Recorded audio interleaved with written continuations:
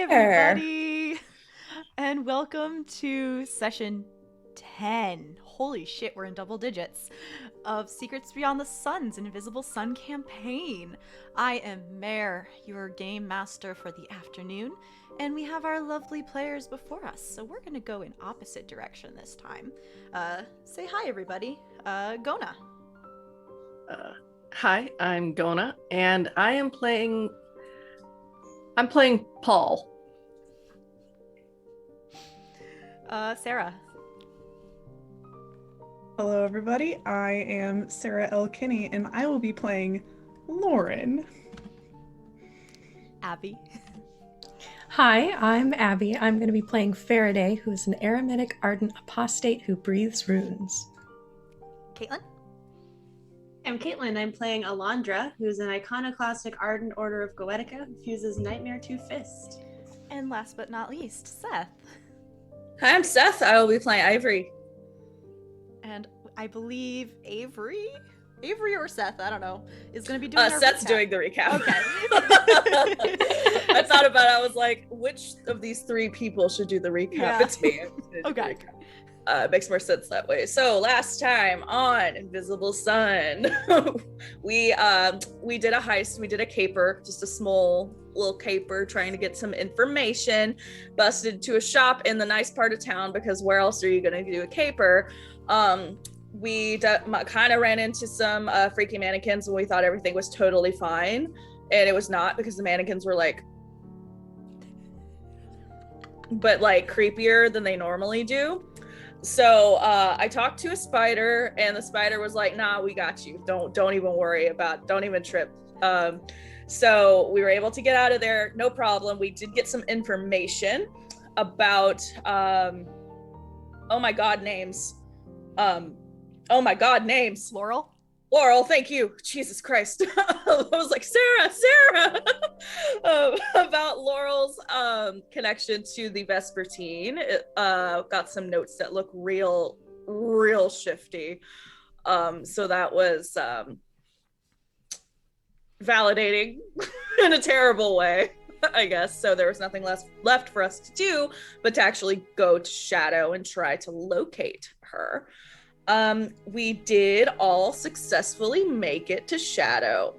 However, not all of us successfully retained our Visley true nature when we went to Shadow. That being said, Karosael and Zephyr rolled big old fat failures on their resist rolls. So we're chilling. We don't know anything about any actuality.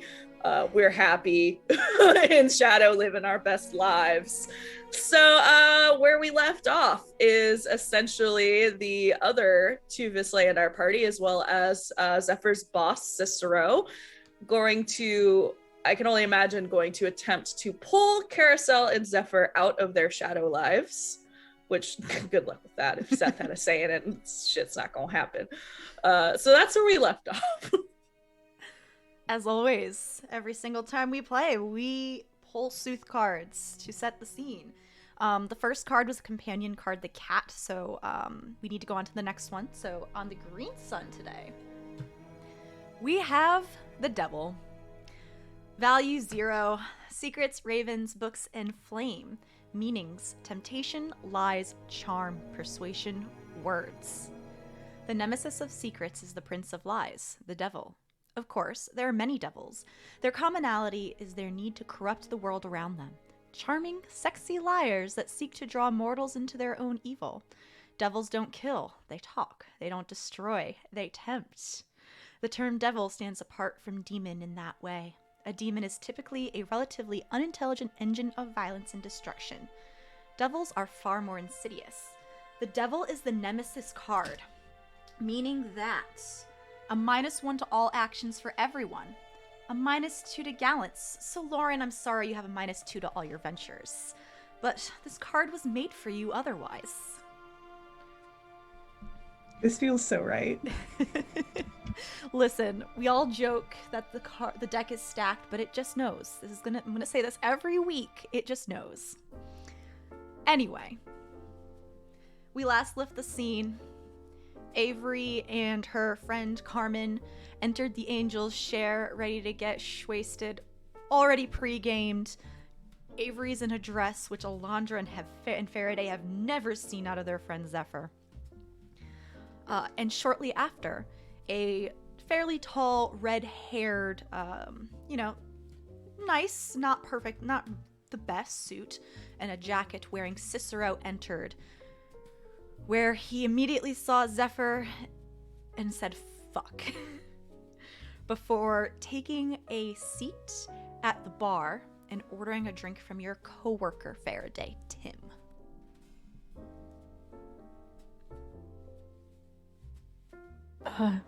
Alondra,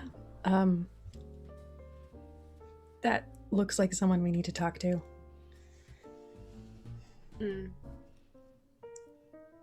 For us reasons or for here reasons? I mean, it's all kind of the same, I think. Yes, It just looked like they recognized Zephyr, so they might be able to help. Right, yes, sorry. I was trying to speak in code and I'm very bad at that. Yes, let's go talk to them. Oh, sure, yeah, okay. Yep. At this point, Cicero is having a whiskey on the rocks and just trying to be covert, and he's actually doing a pretty good job comparatively. Correct me if I'm wrong, we haven't met Cicero, have we? You have not met Cicero. Okay.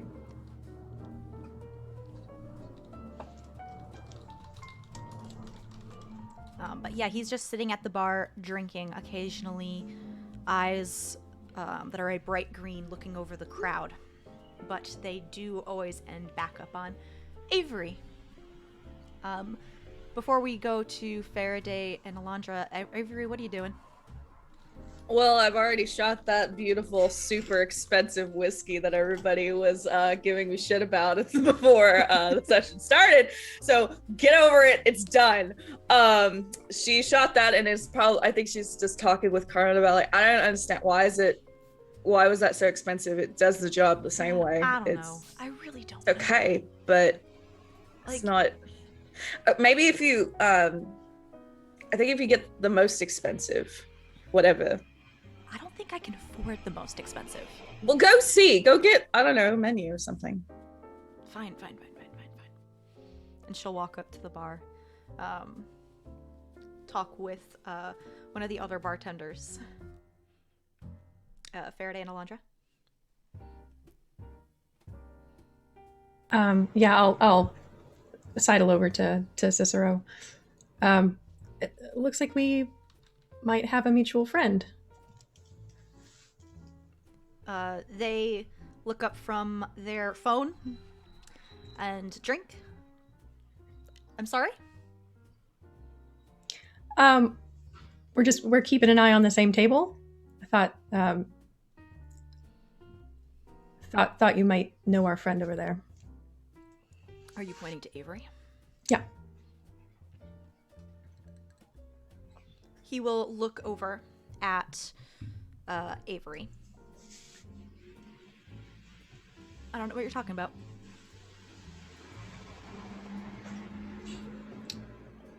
Okay. My mistake then. Did you say something, Caitlin? I couldn't tell if you needed. Alondra's thinking about it, and then I'll look at Farideh and just be like, the sun has been bright lately. It casts quite a shadow these days. And then just kind of like looks at Cicero.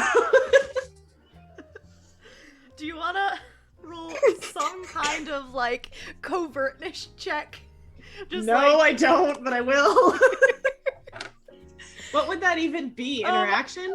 Some kind of I'll allow either like a interaction bene or an intellect bene to like maybe are you like obviously you're probably not trying to weave your words together with how that interaction went, but like No, I'm just trying to sun is. hey, we're Visley. I'll say this is a persuasion, not persuasion, but like some kind of interaction-based task. Okay, I'm gonna use an interaction. Oh god, I'm gonna drop my dice. I'm gonna use an interaction, Benny. That's a 4 total. Yeah.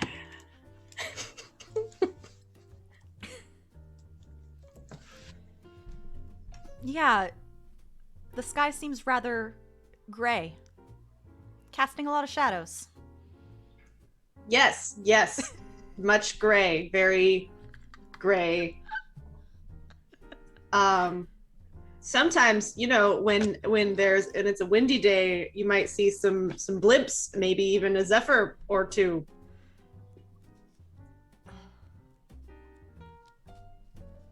What's your name? Alondra, nice to meet you.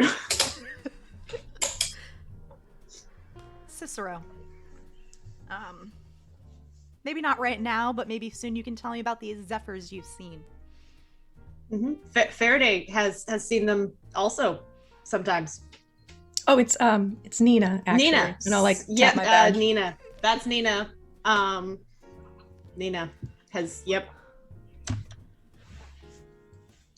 Nina, Alondra, nice to meet you. I'm a little busy at the moment, but you can call me or text me, and he'll pull out a card and hand it to you. It is just a card that has the letter H on it with a phone number.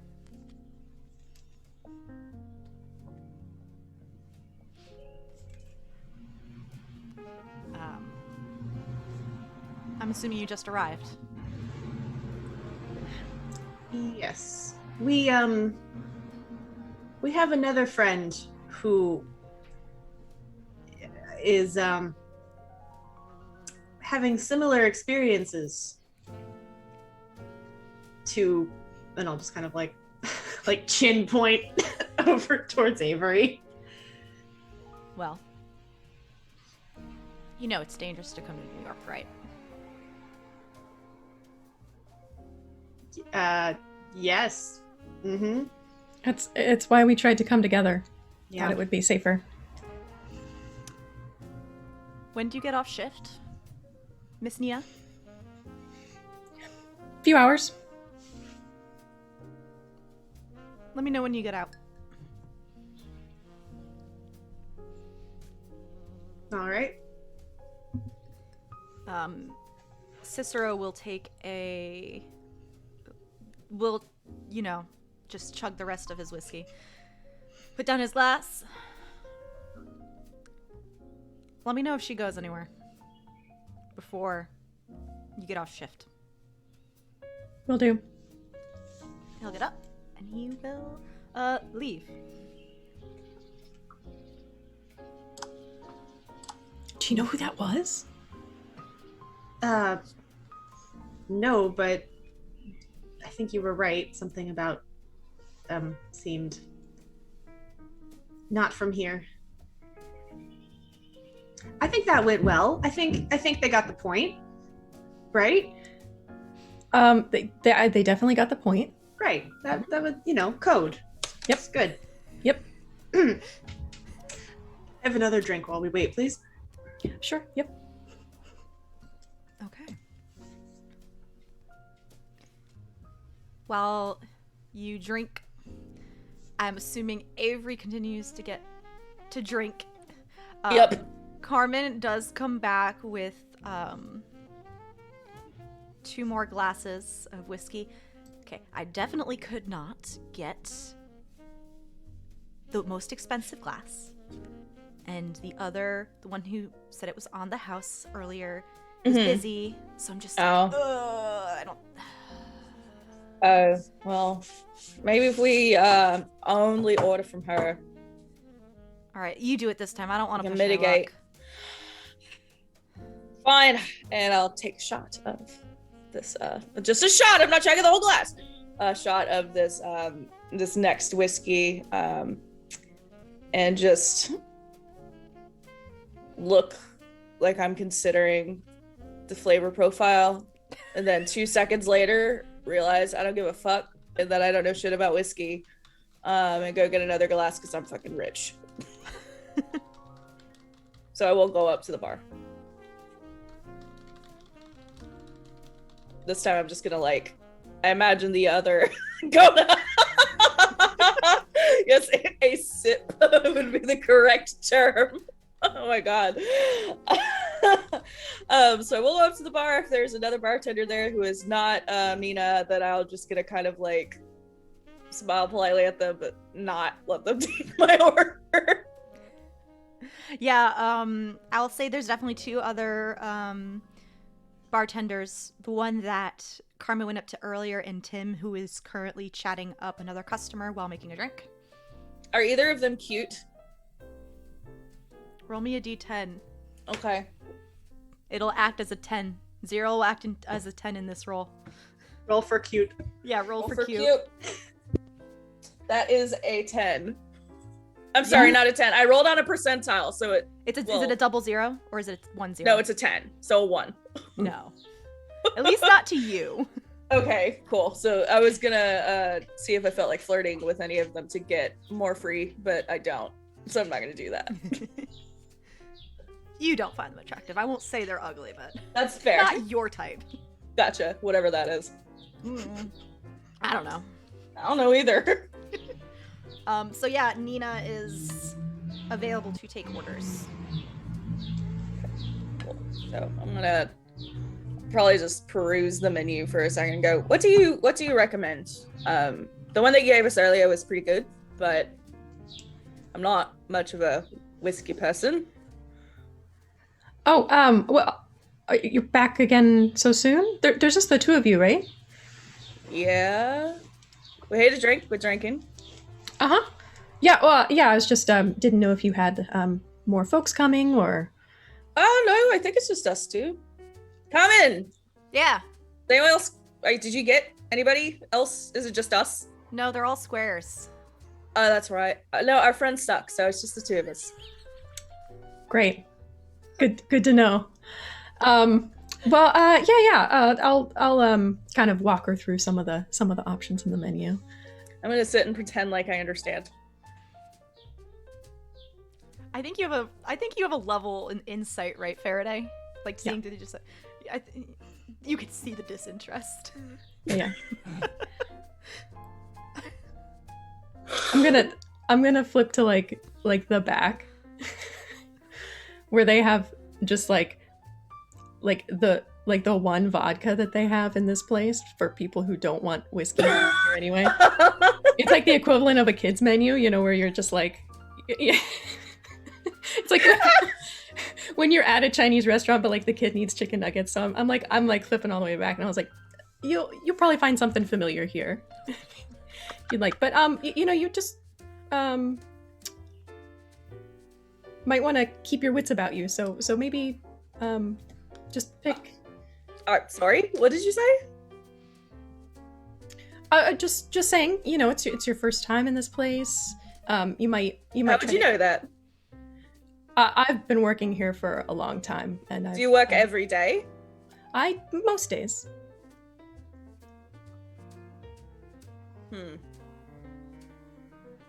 So I don't want your fucking vodka. Came here to drink nice things, and just because I don't know about them doesn't mean that I can't learn. I don't really appreciate your tone right now, to be frank. So I'm gonna go grab my friend, and we'll see. I don't know. We'll see if we'll stay or not. Thanks, I guess. And she's gonna go back to the table and just keep sipping what they already got. No more free drinks? No. Oh. I mean, we kind of knew what we were getting into when we picked this place, but. Do you want to finish and go, or do you want to try and wheels one of the other? Let me just think about it for a second. I don't know yet. All right. Sure. While Avery is thinking and Farideh and Alondra are dealing with the windstorm that is Avery, recovering from the windstorm that is Avery. Paul, what do you do for the rest of the day after dealing with Lauren and leaving the flower for your sister? Muted. So after going to the concert, going and like first and foremost, he's kind of just walking around. Like, it's been a very long, kind of upsetting day, and so eventually he will take out his phone and he is going to look up where the angel's share is. Mm-hmm. And he is going to like find a hotel that is somewhere in the area. Like if it can be across the street, that's great, but just kind of close by. And he's going to set up for a couple of days. Like he's going to go in and get at least like 3 days worth of rooms and say that he's on business and, might need to stay more, might need to stay less. It depends on how the deal goes. Sure. I want to quickly read the next card on the blue sun. On the blue sun, I have the inevitable cataclysm. Value of 4, vision, swan's blades, and water. Meanings bad luck, endings, inevitability, breaking a relationship. While we fear the cataclysm, it is inevitable. We cannot prevent it. The end comes for all things eventually, and we cannot stop it. The earth quakes, the sea advances, the sky falls. Fire engulfs everything. We can try to survive it, but that's likely the best we can hope for. An optimist might try to say that a cataclysm can be cleansing and change things for the better. But the inevitable cataclysm really isn't about that. It's about endings. Gold magic is enhanced and silver is hindered. We have no empaths in the party. Alondra, where did what hotel are you staying at?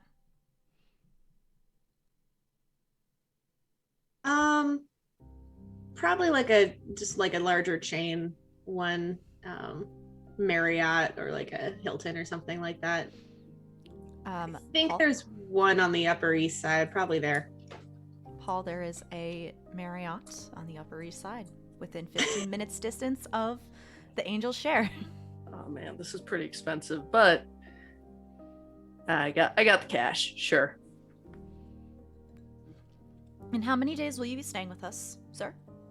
Oh man, they said for sure meetings are going to be 3, but depending on how much they want to blue ball us, it might go longer than that. So for sure 3, but I might have to stay for more days. Okay, I will have you booked for 3 nights, and then if you need to extend your visit, we will. Sounds good. Is there a pool? Yes. Fuck yeah. There is an indoor pool on the 4th floor, right near the fitness room. Oh yeah, I gotta get my pump on. You're right. If you would like to, I'm just letting you know the directions. The 4th floor. Cool. Thanks. And he takes his key and all that kind of stuff. And actually, like he's not going to go straight to his room. He is going to go out and he's probably going to buy like a little bit of clothing. Not a lot, but like 2 days worth at least. Like a pack of underwear, some shirts, stuff like that. And a small suitcase so that it doesn't look kind of sus that this guy's like staying in a hotel for 3 days and not changing clothes or anything. Sure. You can definitely find places to purchase clothes. This is New York. Oh yeah. Like just a quick thing, and then he'll head up to his room. But yeah. Sure. Simple enough. Buy what you need. Head back up to your room. At some point, though, you do get a text message from, I believe it was Krishna. If I said that was not in custody. Yep. Okay, I just wanted to They're the only one that you know of. that I know of. That you know of. Let me just open up my cheat sheet. And basically they are giving you an update. Doesn't seem like anything's happening right now. Trials are going to be later. And just that they will give you more updates as they progress. Still have not heard from Seth. Don't know where he is. Okay. Hope your stay in New York is going well. I'm gonna text him back and say, found a place to lie low. Text if there's any way we can help the crew. Mm-hmm. I'll keep my ear to the ground, see what I can do. Okay.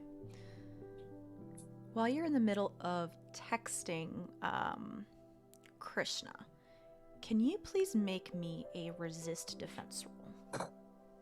Sure. That will be intellect if you wanted to add to your venture. Yeah, I'll add 1 intellect to that. So it comes out as a 5. Okay. To Paul, all of a sudden you feel, while you're just texting in your room, you suddenly feel a mental exhaustion take over you. Like, just suddenly, like, when you're like, when you're just doing nothing and you just, like, everything hits you right away. Every day of my life. Exactly. And you just feel tired, even though physically you're sure you can do another heist if you wanted to. But mechanically, Gonah, you lose 5 sorcery from your pool. If I have only 4 sorcery, do I go into negative numbers or is it just 0? Just okay. 0. It was just like some coolness washed over you. Little slimy feeling, but it immediately passes before you feel off. Okay. I'm stressed now too much. He's gonna grab the swimsuit that he bought, and he's gonna go just take a dip and just chill in the pool for a bit. Sure. Lauren, after you have your talk with Rose about where the yellow rose came from and her nostalgic look, what are you doing for the evening? Lauren makes sure Rose has kind of everything she needs, asks if she needs a ride back to wherever she's staying, and Laura will end up at the flat that she's staying in. So it's not a hotel, it's one of those perks of her line of business where one of her many clients, has a flat that they're rarely ever in because they travel so much. So Laurel is just kind of staying for as long as she likes in this location. I think kind of on the upper side as well, and sort of the nicer part of town. Before you leave to head to your flat, Rose does talk to you. So, if I'm reading my schedule correctly, I will be at the Angel's Share in a couple days. It wasn't originally on your schedule. I slipped it in and was hoping that you would be up for it. It's this really cool whiskey bar in a kind of funky part of town. I think that your voice is the best way to fill, or not your voice, but that life you give to the piano would be the best way to fill its holes and its chambers with that electricity of music. Will there be any other live entertainment, or do I need to fill the stage, so to speak? I was thinking that it would be a solo show. All just right. you. Is there any specific vibe I should be preparing for? Classy, but upbeat, I Okay. think. Nothing too staunch, nothing too slow and sad, but something that will keep the foot tapping, but also encourage people to have a conversation. Okay. Thank you, Lauren. I'll see you in a couple days. Absolutely. As always, you know where to contact me. And you know how to get in touch with me as well. I like to imagine that Lauren's flat is a penthouse. Yes, absolutely. And you have a lovely view of the city. When you enter and flip on the lights, I would like you to make a perception roll, please. Okay, I'll add a Benny to this. 7. Okay. When you look around and flip on your light, and after you enter the door, the light's behind you, so it shines your shadow out in front of you as you enter. And you see this happening, but your shadow seems to wave at you before going back to its regular position. Laurel does a bit of a double take, or rather Lauren does a bit of a double take, and upon seeing a movement she didn't expect, her hand will immediately, her left hand immediately shoots down to kind of the inside of her thigh and moves as if to kind of grasp at something, but then the movement disappears, and with her other hand she'll reach up and kind of wave and make that motion she could have sworn that she saw. Well, that's odd, but I guess I'll ask someone to get the lights repaired, I guess. That's a problem for another day. Unless do you study your shadow carefully? Yeah, I think she tries to walk away and is trying to kind of talk the issue away, and it's kind of one more weird thing that's happened in so many days. Mm-hmm. And maybe she walks to the next light and studies her shadow in the next light. Not feeling so friendly this time.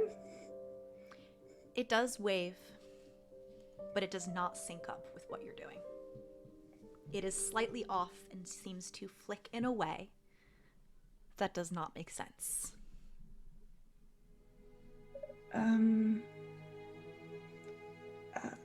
I guess if I tell an electrician this is the issue, they're going to think I'm bonkers. So that's what? Hello, Shadow. And she's just kind of continuing to wave and trying to actually sync up with the shadow to make it make sense in her head. As you're continuing to wave, it just kind of like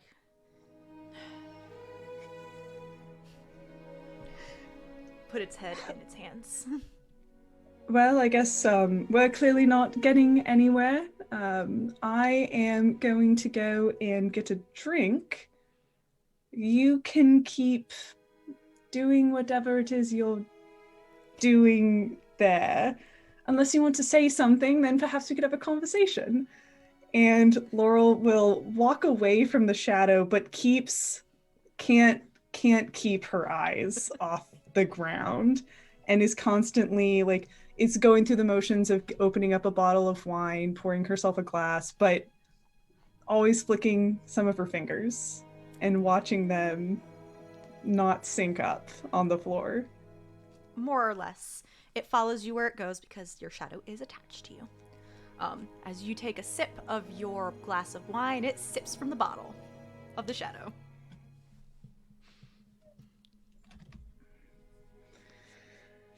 Well, all right then, perhaps, okay. You've got gumption, which I have, so I like that, and it makes sense, but what? This is got to be some sort of, this is an effect. This is some special effect. I am going to strangle Alibi when they get back. As you're saying that. Wait, I mean, I know Alibi, so you know Alibi because you're my shadow, but I must be out of my mind right now. No. But that's what I would tell myself if I was trying to make myself believe something that's clearly not true. Where do you keep the letter you received? It is still on the counter in the kitchen. So it's been sitting in the same place where Laurel first read it. There's a stack of other mail that's not hers. It's from the, owner of this penthouse. But there's this one strange letter that somehow made it to an address she doesn't have listed anywhere. And it's still sitting on the counter. Your shadow points to it before falling into place. See, this only makes me think you're another stunt. This letter, it's interesting, I'll give you that. It's perhaps one of the best feelers I've seen sent over to me. And Laurel will go and pick up the letter and kind of scan through it again. The letter that you received talks about how things don't always seem to be as they are. Talking about you do not belong here in this world of lies. And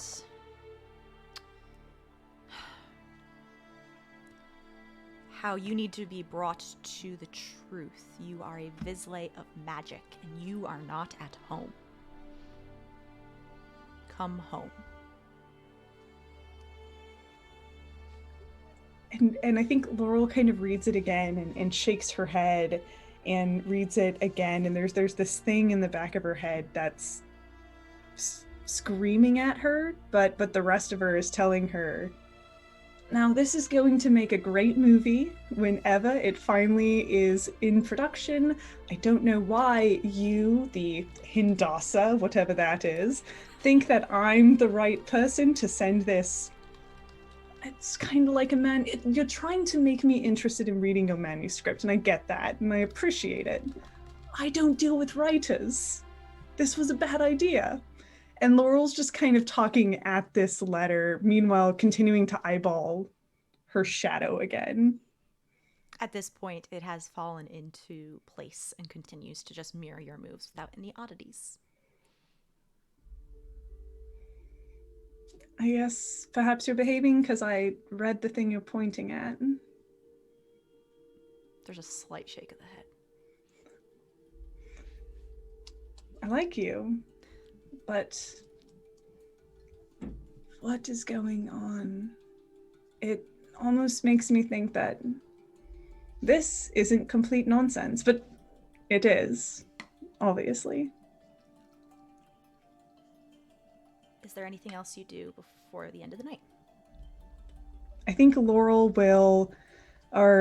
rather, is going through her client book and is thinking about some of her other, meetings that she's had while in the city, and makes some more notes about the Angel Share and adds that to some of her other venues, and makes some more notes about, Rose's schedule and updating it. But she ends up grabbing that letter from the Hindasa and ends up going back to it and reading it a couple more times. And I think that's what the rest of her night looks like.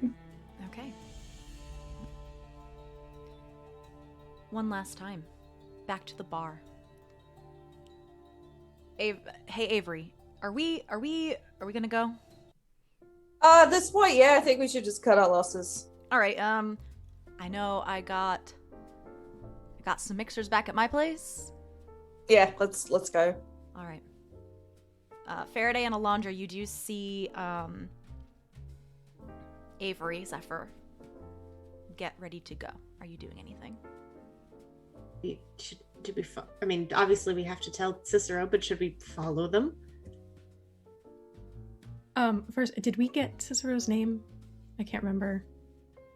Yes. I couldn't remember if I gave you a name or not. Did we? Okay. I think because I think they said I'm Cicero because I responded with my name. Gotcha. Okay, cool. Great. Well, they didn't say to follow, but just to let them know. So, could you text them? Just let them know that she's on her way out. Yes.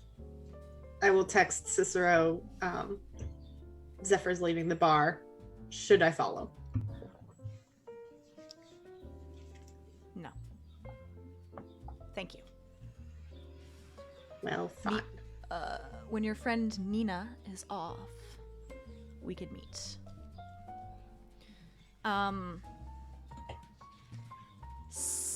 Not Seth, Avery. When you begin walking home with Carmen, can you please make me a perception roll with a -1 penalty because you've been drinking?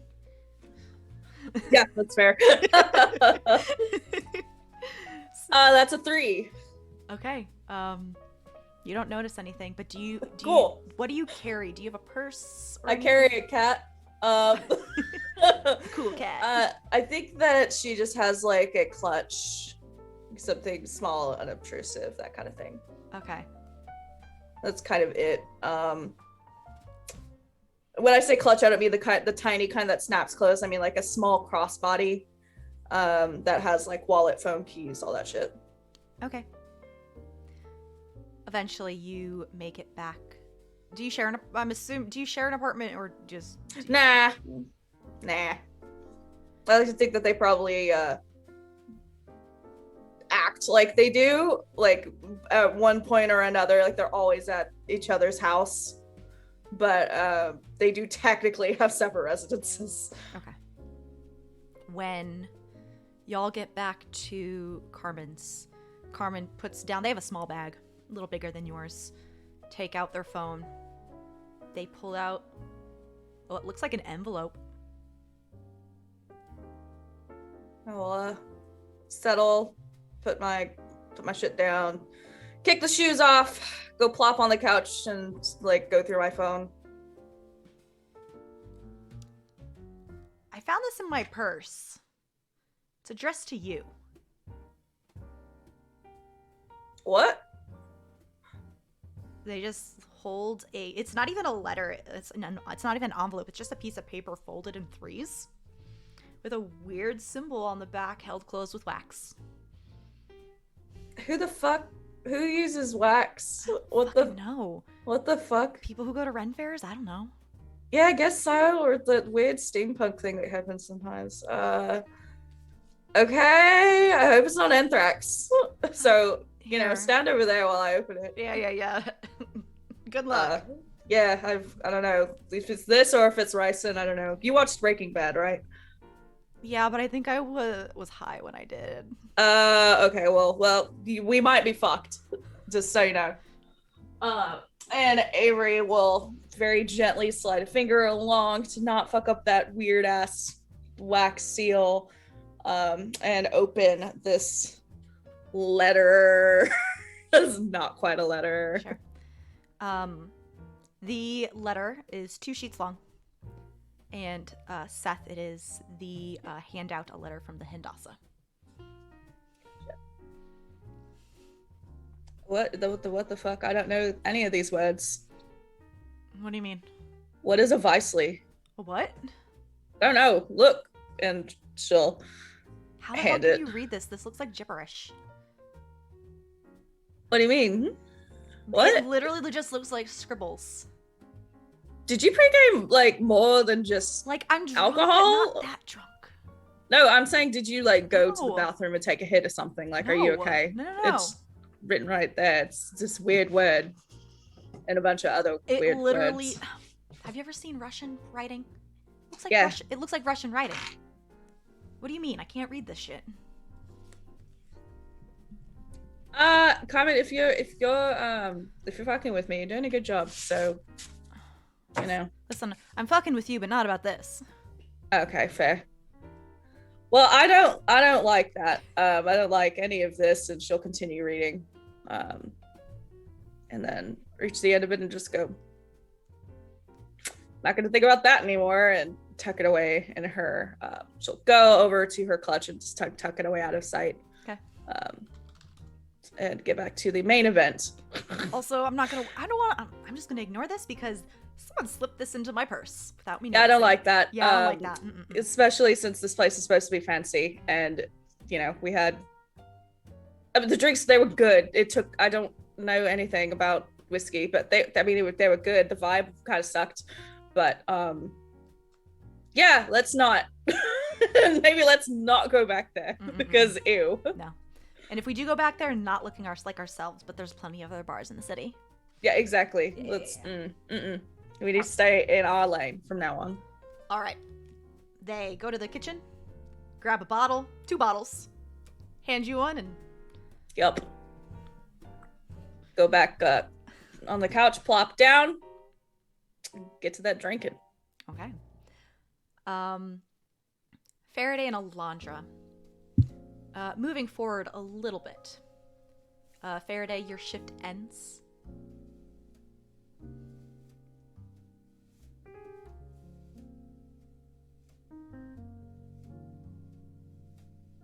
I assume that my roommate Cameron has flitted off by this point. Yeah, didn't stay for my whole left shift. probably like an hour ago. Yeah, cool.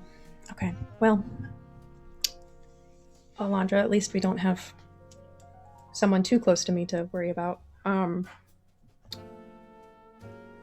you want to just wander outside, see if Cicero finds us? Text him again? Sure. Yes, I suppose that would be the easiest thing. And I'll shoot Cicero another text that just says Nina is off work. He will text back, I'll meet you outside.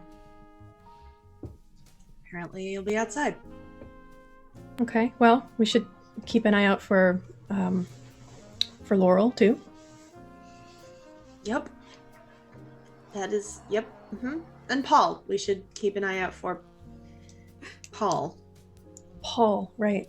It's not gonna stick. He's not a Paul, you know? Not at all. It's not yeah, well, so either he's in China or he's on his way here. So yeah, well, as we get up outside, we'll just kind of keep an eye out for any familiar folks. He did seem rather excited about your potential encounter, so perhaps that will be enough motivation. Have fun unraveling that one, by the way. I didn't mean it like that. Oh, I know you. I absolutely know you didn't mean it like that, but Paul doesn't seem to. Well, wishful thinking, perhaps. Karosael will. So as long as we can get him back to normal, then we'll be fine there. Mm-hmm. When you go outside, you do see the person named Cicero. Their hands are just shoved in their pockets, waiting for you, off to the side, out of the way of people, of pedestrians and such like that.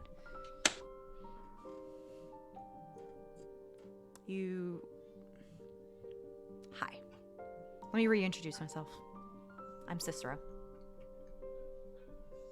Farideh.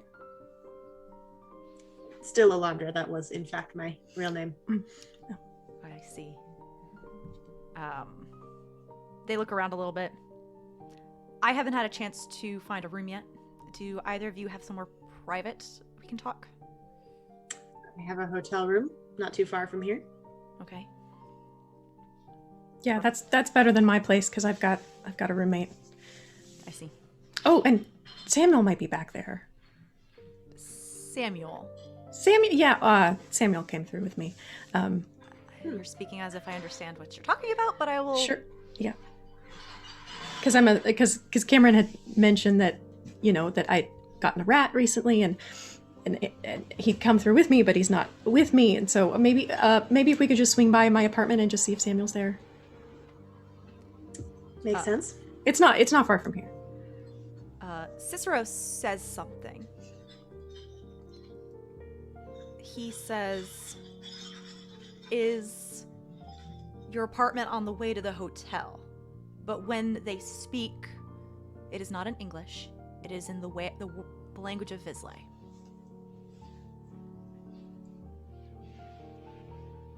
Which you understand. Yeah. It's not too far. Okay, we're gonna have to talk about this when we get back to your hotel room, because you're not under the thrall, and you're not part of the Reapers. So, anyway. Yes, let's go stop by your apartment, and we can head to Alondra's hotel room. Lead the way. Yeah, I just wanna swing by and check around, see if Samuel's there. Yep. On your way back to your apartment, you see Cameron. God, I keep wanting to say Carmen. Cameron sitting on the couch. We should have talked about our backstories. Cameron sitting on the couch, watching some anime, chilling for the night. Hey, how was work? Alondra, do you go up with her? I will leave that up to Farideh, but I'm not opposed to it. I would say no. I'm just dashing in. I'll just be a minute. You folks can wait down here. All right, if anything goes poorly, just yell. Oh, it'll be fine. I mean, Cameron's chill. All right. Yeah, work was a little interesting. Saw an old friend I hadn't seen in a while. All right, cool. Yeah, actually, we're gonna go out. I'm gonna head over to her place. So I'm just grabbing some stuff, and I'm gonna go head out for the night. Oh, okay. Sounds like a plan. Have a nice night. Great. I'll see you either late tonight or in the morning, because I think I'm falling asleep on the couch. Cool. Yeah. Have a good night. You too. I'll go to my room. Samuel. As soon as you open your door and start whispering Samuel's name, in there you have it's like a large cage because properly sized for a rat. Couple levels, some nice swinging hammocks in there. Farideh. Oh, have you been locked in here all day? Yeah. I don't I'm so sorry. It's okay. I didn't know what to expect, but I was safe. Your roommate said hi once or twice. He seems nice. Yeah, he's pretty chill. Yeah. Well, we've lost a couple of our people, and we're trying to find them. So I want to keep you with me because I don't know where we're going or when I'll be back here. So I'll open the cage and get him out. Oh, good. Thank goodness. It's a comfy prison, but it's still a prison. Yeah, I mean it's pretty good looking. Any good snacks in there? Any snacks you need to take for the road? Any? Yeah. Hold on, and he'll hop back in, grab some snacks. Good. Put him in his mouth. Put him in his cheekies, and Awesome. climb back up. Awesome. Okay, let's go. You're a And I'll good head rat back down. owner. Over here. Oh, you're a good rat. Okay, let's go. And he'll crawl somewhere inconspicuous on you. Great. Yeah, and I'll go rejoin folks. Night, Cameron. Night. Yeah. Kick his ass, Roy. And then you see fire shoot across the scream of whatever if you know what Full Metal Alchemist is, fire is shooting across the screen. Lots of snapping. You are easily able to rejoin Alondra and Cicero. Great. Cicero gives you an odd look but doesn't say anything. Oh, I've got Samuel now. It just I thought when we came through that he would stay with me, but we all got split up. But Hi. Can you understand him? No. Oh, he just said hi. Samuel's real friendly. Nice to meet you. I would suggest, given the general New Yorker position on rats, that maybe we keep Samuel in pocket until we get to my hotel room. Right. Yes. Okay. All right. I'm sorry. I'm gonna have to just. Okay. No, I get it. Gonna zip you up here. Put him in a little pocket. He settles in.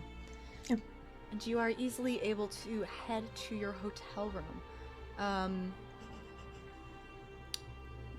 No one gives you a second look as you head upstairs. What floor do you think you're on, Alondra? Somewhere in the middle, probably. Like not penthouse level, but like something nice, like a suite. Mm-hmm. As you are heading up to your hotel room, you're all kind of walking in opposite directions. But down the hall you see a large man with short hair, looks like freshly shaved, maybe just some stubble, 5 o'clock shadow. It takes you you need to do like triple take, because this might be Karosael, shirtless, wearing swim trunks and carrying a towel. But it looks like it was Karosael if he shaved his beard and cut his hair. I nudge Farideh. What? Is that him?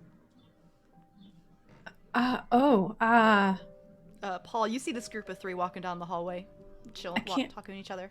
I can't tell. Excuse, Bard, just go into the pool. Oh, that's Karosael's. That's him. Have a nice swim. Yeah, I got an 8 for Zaddy. Yeah, Karosael's gonna head around, like do the into the door. He is allowed to be in this pool. Places, phone, towel, key card on a table. And then takes a couple steps back, cannonballs in, and then like as he floats up, just does one of these. Is this a friend of yours? Cicero says? In a sense. This is the friend I mentioned that is similarly afflicted.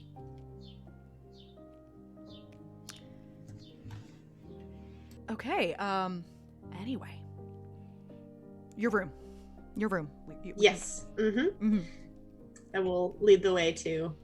Are we on the same floor as my room right now? Or are we like still on the first floor where the... I'll say y'all are on the 4th floor. Okay. Is that where my room is? That's where your room is. That's where Karosael's room is. Perfect. Great. Excellent. All right. I will unlock my room and usher everyone inside.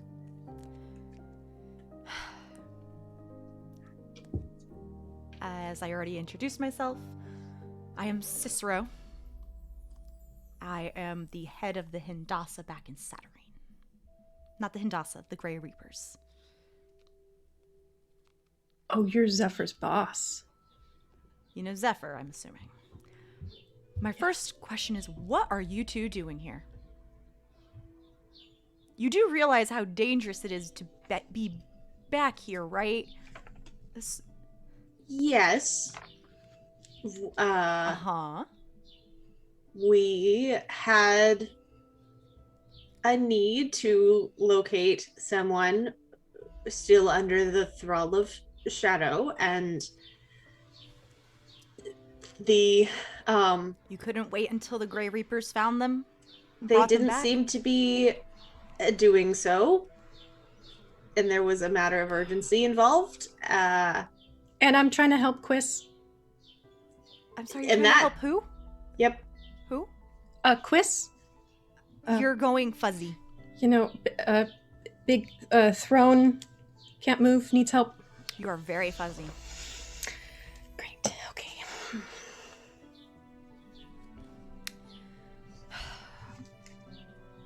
We would not be here if we did not have dire need to be here, obviously. Losing 2 of our party was... Did Zephyr know you were coming? No, I was referring to the rat. Please make a deception roll.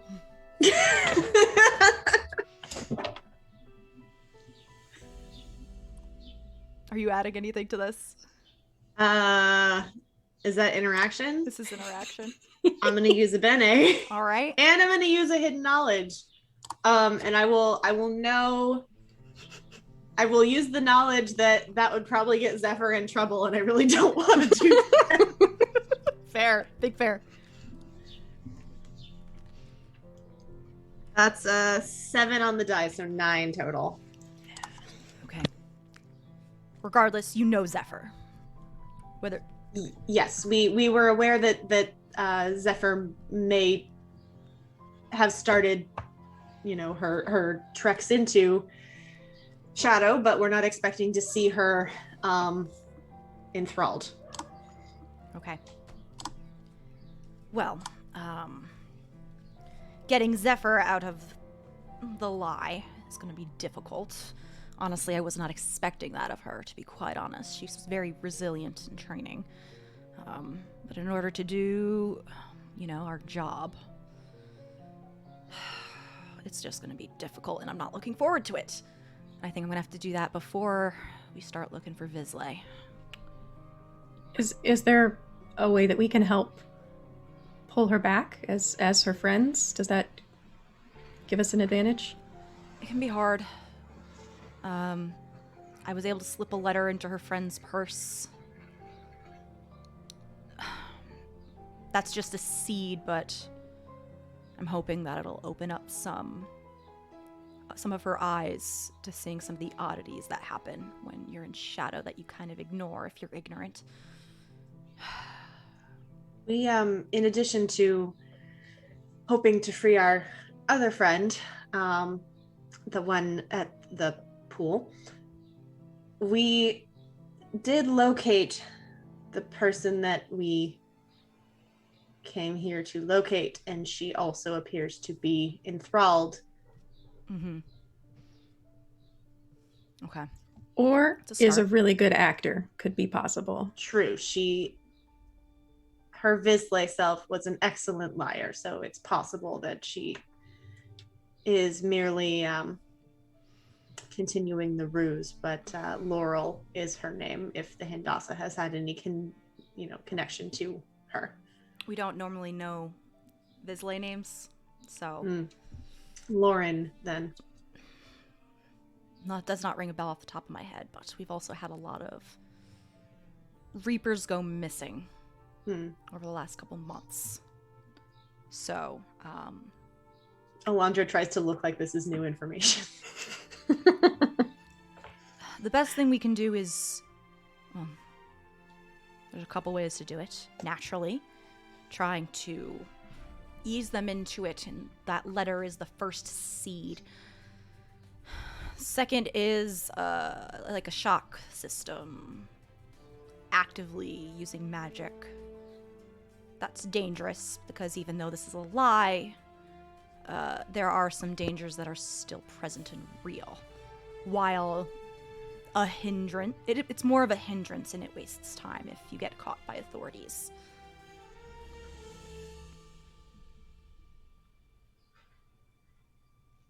Also, just subtle remindering, sometimes just talking to them. If you know them already, it's a possibility that just a gentle nod of their past lives in Saturnine could be enough. I know a little bit of magic that could assist, but...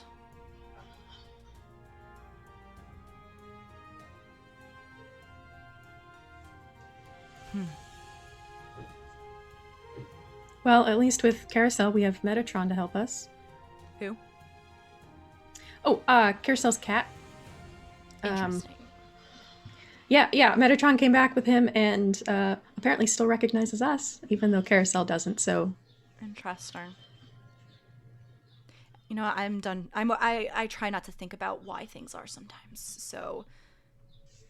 Do you think your friend Karosael will be able to help in finding, Zephyr, and helping Zephyr?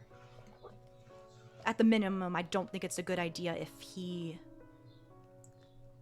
is enthralled for too long. It usually tends to get harder to bring them back sometimes. Well, of us, Karosael always seemed the most comfortable talking about Shadow, and I mean, he was the only one of us who remembered like cell phone numbers and stuff. So I think he would be a great help if we can get him back. Okay. Well, he's at the pool. Hi, baby. Hi, cat. With Metatron? Do we want to? I can definitely try an attempt to help.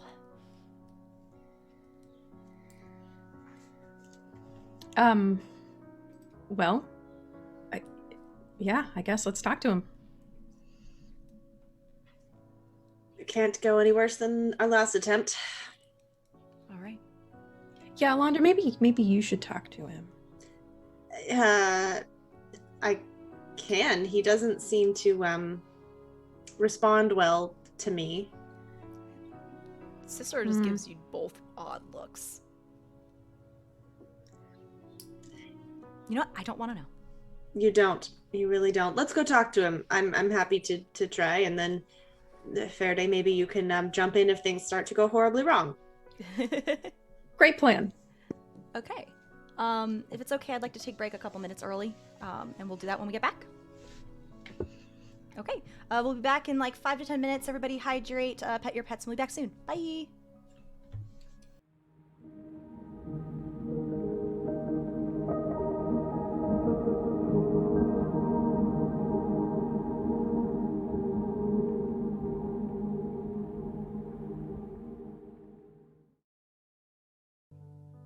Hey y'all, we are back from break. I hope everyone pet their pets for me like 10 times over and got some water and hydrated and such.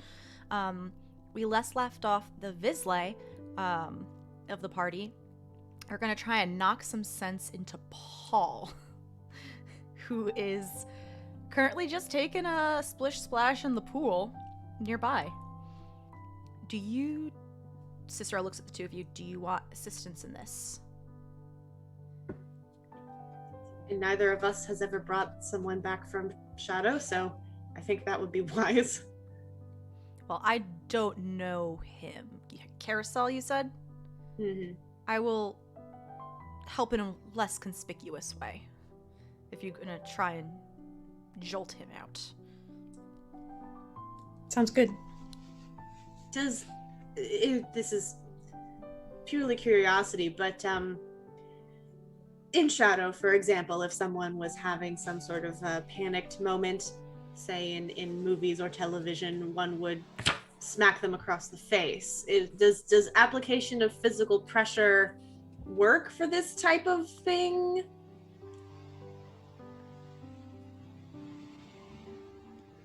In a pinch, should I punch Paul in the face? What a question. I don't think it will assist. Just checking.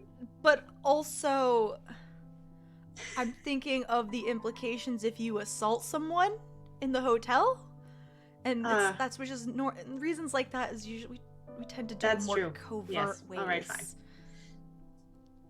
Not saying you shouldn't. Maybe if he had some memories of punching that would come back from a similar experience. I mean, he has memories of me punching things, not him. It's not punching him. Yeah. No. Maybe you can punch something else. Maybe. Well, Yep. we'll workshop it. It'll be Yep. fine. Okay. Anyway, yeah, after you. All right. We'll head down to the pool. Alondra, I assume you can get us in? Yes, and I'll key card into the pool. Okay. As you walk into the pool, you can hear, like Karosael's still just T-posing, floating, but you hear him going, "I'm blue, dabu dee, dabu. I'm blue, dabu dee, dabu da. What the fuck? I'm. Also, Is anyone else in the pool? also, as you were walking down the hallway, the three of you, not you, Paul, but like three of you, Farideh, Alondra, and Cicero, can hear on one of the doors something scratching down towards the ground, near one of the doors. Actually, the room right next to yours. Metatron? Hey, buddy, how's it going? I brought Samuel, too. Samuel hops down. Hey, Metatron, are you in there? Okay, yeah, he's in there. It's Metatron. Okay, well, I'm glad that you're here. I'm glad that you're safe. We can't get you out right now, but we're gonna go talk to Karosael and try to gently knock some sense into him. A couple more back and forths between Samuel and Metatron. Metatron thinks you should punch him. But I think he's saying that just because he's mad at him. Okay, thank you for your input. It was already on the list, but we might move it higher up the list now. So, Alondra, Metatron thinks you should punch him. So, I always knew that cat had sense. valid option. All right, we're gonna go try. We'll be back when we can. When you're walking in and walking into hearing Paul sing Eiffel 65, there are a group of there's like a couple guys walking out, and you just briefly overhear like, hey Ned, like, guy's a little odd in the pool, but he's cute, before just walking past you.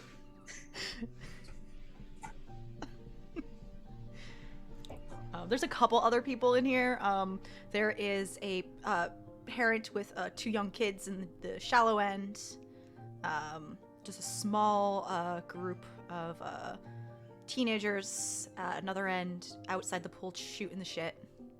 And Paul singing Blue. I'm assuming that he's not really carrying a tune. He's like trying to sing. So the way I figure it, like, it's still coming out as a song, but it doesn't quite feel right. Yeah, Paul, you don't hear shit. And that's what he's testing. He's because he can hear "I am blue, da boo dee, da boo da." Cannot hear the moment that he does "I'm blue, da boo dee." So. All right. Alondra, thoughts of how to start? Well, we all know that subtlety is my strong suit. I mean, you did So- pretty good back at the bar. So right. I think you're getting some practice in. I think. Mhm. Yes. I'm going to like roll up my sensible pantsuit pants and just kind of stick my feet in the water near where Paul is. The two of you see out of the corner of your eye Cicero take a spot on one of the long reclining benches, the long reclining chairs, just keeping an eye on you.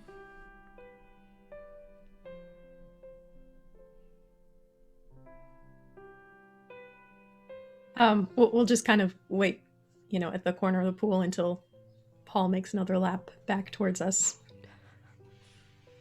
I'm not gonna lie, this is like 10 minutes because he's not doing any movement, just floating, going where the water takes him. But eventually, like he gets kind of close to you, and I'm sorry. Hey, Hello? it's Paul, right? Hello, have we met? Just on the phone. I called Whoops. you earlier today He's gonna go to the other end of the pool. and invited you. Like Right. he's gonna get out of the pool. He's gonna get the towel. He's gonna start pat and dry. And I'm gonna head for the entrance and stand in front of it. Oh my god. He's running from us already. We only said hi. Cicero is just... I told you my conversation with him did not go well. Well, mine didn't go well. How did yours not go well? He thinks I'm the FBI. I'm sorry, I mean, You okay. see him start texting. He's gonna text Krishna. Pretty sure I've been had. Sorry. Tell the guys I love them. You get a single text back, and it just says F. Oh yeah, they're right. They're right.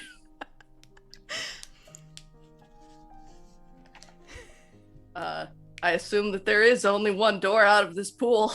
Yeah. Assuming that Paul approaches me near the door, I will say, look, just talk to my friend. Your voice sounds familiar. I get that a lot.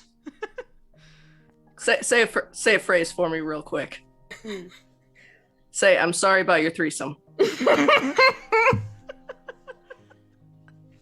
I'm sorry about your threesome, and I will try to make it sound very different than it did the first time. You do see Cicero just like, oh my gosh, this is a clusterfuck.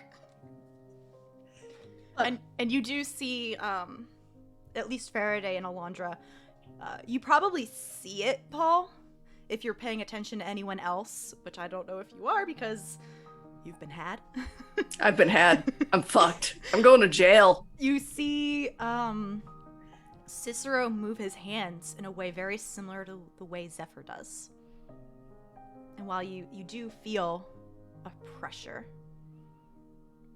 fall around Paul. We need your help with something. That's all. Oh my god. Dionysus said that this might happen. Look, I'm only loyal to one crew. Who is Dionysus? Look, it's not a crew thing. We just need to chat. That's all. Farideh, can I come out? I want to say hi to Karosael. It You just hear squeak, squeak, squeak, squeak, squeak. once we're alone, there are other people here. Oh. Also, leaving Metatron locked in your hotel room, really? They said no cats in the pool. Otherwise, I know he would have loved it. I can't. Look, why don't we go back to either of our rooms, whichever will make you more comfortable, and chat. No funny business. Just chatting. I promise we didn't follow you here. It feels kind of like I was followed here, though. We stumbled across you and we thought we would take the opportunity to talk. Also, for the record, no one is sleeping with you. Just to take that off. Yeah, the table? we should Well, say that. sure, up front. just make the day worse. Yep. Oh gosh. Fine. Not this public, but kind of public. There's a veranda over on the second floor. Let's go get a coffee. Perfect. Would you like to change your clothes first? No. Like, just looks you dead in the eye. No. All right. The four of you, because Cicero does shadow y'all to the second floor veranda. And Cicero will tip his hat at you, Paul. He's gonna pretend to tip a hat back. You are on the second floor veranda. Okay. And takes a seat and kind of scoots it so that it's definitely three on one side of the table, him on the other side, and he is placing himself so that he is closer to the door than they are. Your friend is extremely paranoid. Yes, I'm getting the sense that maybe the shadow version has a reason to be. But before you get started, Cicero will go into his breast pocket, pull out two sheets of paper that are folded in thirds, and hand it to you, Paul. Can you read this?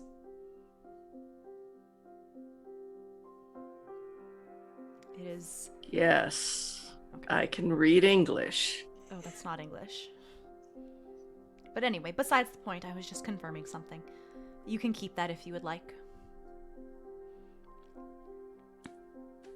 He checks it for like, is this how business cards work now?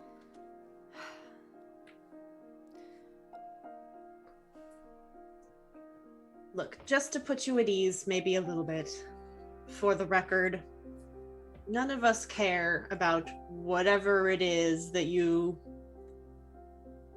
are being shifty about, whatever you might have done. For one thing, none of it's real. So this doesn't... We don't care. We're not going to tell anyone. We're not going to investigate you. We don't care. Okay, so I'm gonna say a few things. First of all, you two have both called my phone. You both know my name. To be fair, And we you only seem know to your have name hunted because- me down into this hotel. So I'm going to be straight with you. First and foremost, I am loyal to my crew regardless of where they are. Second and second most, I am very, very willing to die rather than go to jail. Third and third most, I will ask questions. How do you know my name? Because you answered the phone with "This is Paul." Fuck. Or all things Paul? I think you had some kind of like All things catchphrase that you did Paul. every Yes, time. that was it. All things All Paul. things Paul. Mm-hmm. Fuck. And you gave us your number, which is how we got it. You probably still have it Sharpied on your hand, Farideh. Oh, fuck yeah. Sharpie's a bitch. Sharp as a bitch. The gold Sharpie across the back of my hand. It's your handwriting.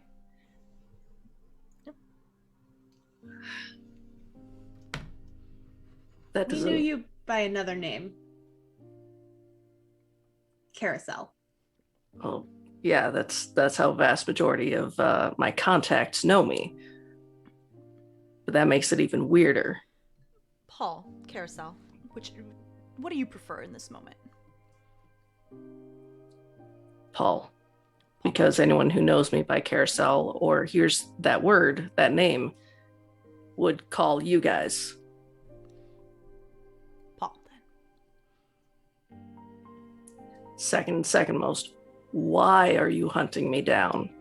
Because I keep saying you guys because I think you're FBI. I can assure you they are not FBI, but have you ever felt like something is off, but you're not sure why? I mean, that's living, my guy. That's life. So Really yes.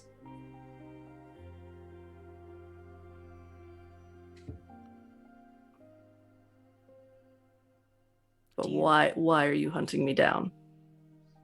You came to us. I told you where I worked. You came, found this place near us. I came to New York for a completely different reason. I have not gone anywhere near the Angel Share.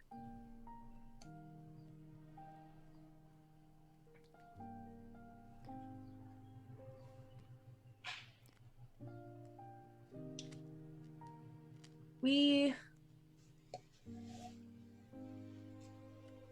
know you. I look over at Sora. How do you explain this in a way that doesn't sound absolutely insane? That's the hard part. It doesn't. You can't. Great.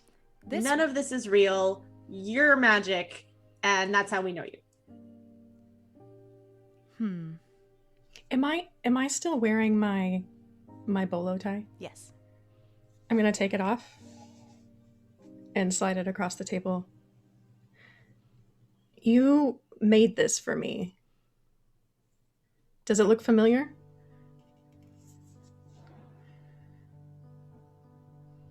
I mean, yeah, but like I mean, I'll it pull off one of my glass knuckles, or pull out, I'm not wearing them, pull out one of my glass knuckles and hand it. just been going around New York. Ready. No, I pull Message, by one, the just way. one out of my bag, and I only do one, so it's a little less obvious what it is, and then I slide it across the table. You They're made these as extremely well. Familiar, by the way. But Farideh, your phone buzzes in your pocket. You have a text message. I mean, they look familiar, but Paul, can you roll me a resist defense roll? You get you get a +2.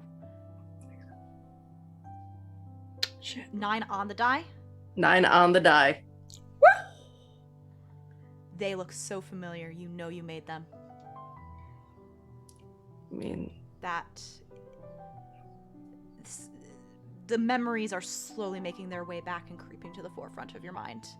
You made these with magic. The explosion, last time you made something. Your poor fungus down in the basement. fungus. Yeah, I was there when you made Alondra's glass knuckles. You showed me your whole workshop with your mushroom shelves, and you gave me safety goggles because you care. And Metatron was there being all underfoot and annoying like he is. No, Metatron's good. You guys are bad at this. Fuck, what the hell? No, we're doing a class. We're doing a class when we get back. We're doing a class, and I'm going to tell you guys how to speak in code because this is unacceptable. It should not have taken this I'm gonna long. hug across the table. He's gonna hug her back. Alondra nods. And then says, wait. I have one more test. Fungi. Oh, see? He's back. He's back. It's him. And now I'll pull out Samuel. Hey, he's back. You can say hi to him now. Hi, Karosael, hi. You just hear chittering. Yeah. Okay. Good job, everyone. Good job, team. GG. Metatron's gonna be fucking pissed. Oh, he wanted me to punch you in the face. Mhm. I, of course, told him Understandable. I would do no such thing. But, you know. No, I know. Your honor is intact. Mhm. So, Karosael, this is Cicero, Zephyr's boss. Nice to meet you, Karosael. Hi, and he'll shake your hand. Anyway. Turns out that Zephyr was here for work at the same time that the rest of us decided to come. Oh shit! No, we tried to pick a weekend that we thought she wasn't gonna be here. Mhm. Fuck, that's our bad. Yep. She had a similar experience to you. She is a red-headed lass that is very Australian. That's And- cool as hell. I actually think you it's- would like Avery. She's wearing a dress. I bet she looks adorable in a dress. Oh, she just doesn't She look looks- like her. It's very strange. Anyway. Well, I mean, just so you know how to get her back, right? I turn and No. look at Cicero. Farideh. Her shadow self seems very ornery, so I think it's gonna be a little more difficult than with you. Karosael? I am. You're right. I'm not very ornery at all. Oh shit. He's gonna text Krishna real quick. False alarm. Whoops. I'm paranoid. Now that the tense part is past, I'll check my it's phone. a facepalm emoji. Small heart. Yeah, I'll check that text that I got. It says it's from Cameron. It's like, hey, on your way home, can you pick up cleaner? I think we have some fungus in the bathroom.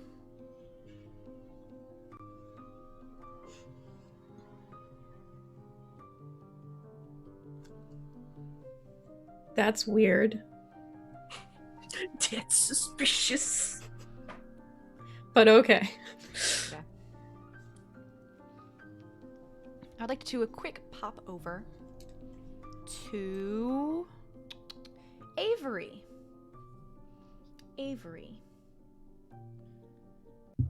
G'day. It is later in the evening. Are you crashing at Cameron's? Nah. house? Nah. You're going home. Nah. Like sleep in my own bed. What's your nighttime routine? Fuck. What? Do you get ready for bed like normal? No. You just flopping?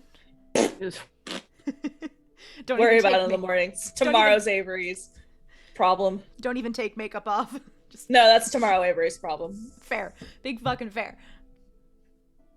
In the middle of the night, you're woken up by whispering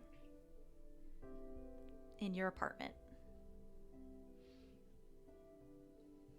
I'm gonna do that. Okay. There's a very specific reaction that Seth has to hearing weird shit at weird times of night when I've been dead asleep, and I'm just gonna describe it and hope that somebody gets it. How you can't do anything about this weird thing you're experiencing, especially if it's like sleep paralysis or something, and so you just lay there and try to just be still until it stops. That's what I'm gonna do, because I don't want to like turn over and look and see what's whispering at me. I'm just gonna be like, okay, clearly my brain is doing weird stuff right now, and I'm just gonna know until I go back to sleep. What happens is it seems like it's a conversation between two quiet voices. They're not talking at you. But you do hear it like on the other side of your room and like up towards the ceiling.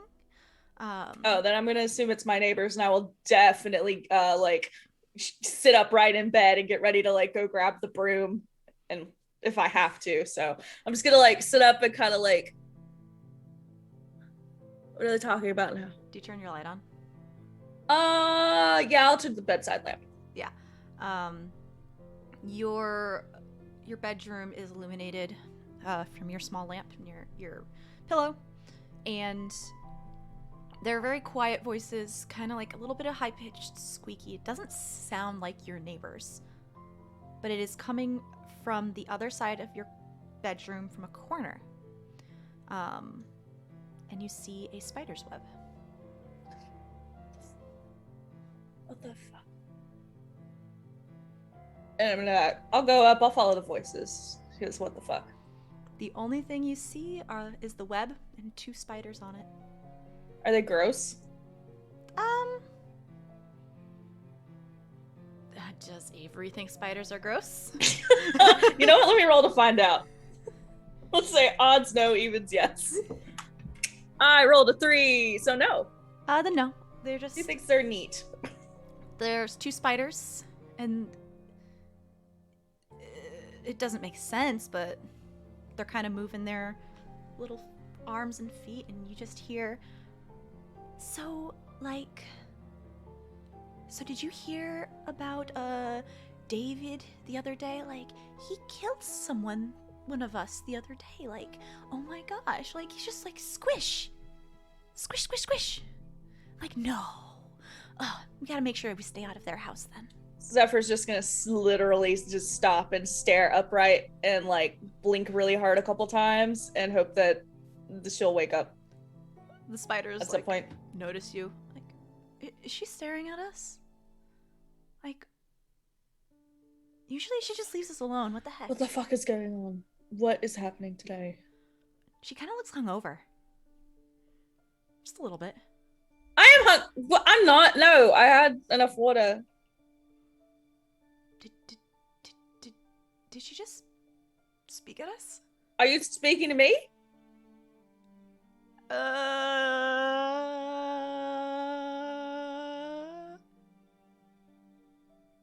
Zephyr will like reach up and just a very, very gentle poke of the outermost corner of the web so as to not fuck it up. Excuse you. And be like, what is going on? Stop that. It's our web. I'm talking to a spider. Okay. That whiskey was it. Okay, I guess it is worth the price if you're into that. Wrong pipe. Shit. Hey, this is really weird. Yeah. I think I'm just gonna go back to bed. I don't understand anything right now. I'll pretend this didn't happen if you didn't. If you pretend this didn't No, happen. that's fine. You can. I don't know who Dave is, but he sounds like a dick. You can stay here. It's fine. Thanks. Yeah, y'all always. I've never seen a fly in here since I moved in, so as far as I'm concerned, we're cool. Yeah, we eat all of them. Yeah, you do a great job. Okay, good. But tell your night. friend in the shower, like, stop freaking me out. Like, he's always there. Tell and him it's yourself. kind of scary. Since you can speak to us, apparently. I can talk to. Wait, I'm sorry. Are you telling me that I can talk to all of you? I don't know. You're talking to us. I'm gonna go to the bathroom. Okay. We'll throw open the shower curtain and see if that spider that always terrifies me is there on the ceiling, being menacing just above. Yep. The shower head. Can you hear me, you little fuck? Sorry? What? Why are take you a chill. always there? Take a chill. No, you are too large to just hang out there where I can't see you. I Listen, don't like it. It's comfortable. Can you go somewhere else? Wait, are you talking to me? Yes! You, the freaky eight-legged. I love take spiders. Offense to that? Don't call me Well, I'm freaky, sorry. you Stop freak. freaking me out in the morning. I said you are freaky. I didn't say you are. I'm sorry. You're right. That was wrong. I'm sorry. You're not freaky. You're beautiful. But it's just the placement and it's terrifying. Do you want me to move? Yeah, and you could stay here. It's cool. Just not like right out when I'm groggy and hungover and trying to get a shower and you freak me out. You're always right there. The other corner Terrifying. of the room. Yeah, wherever's cool. Just Okay, not there. I'll move. Why didn't you ask me this before? You could have saved so much on. Well, I'm sorry. I just figured out that I could talk to arachnids. That sounds like a you problem. It is. It really is. All right, thanks, mate. Night. Turn off the light. And as you are about to leave, before you turn off the light, you catch a glimpse in the mirror of your bathroom.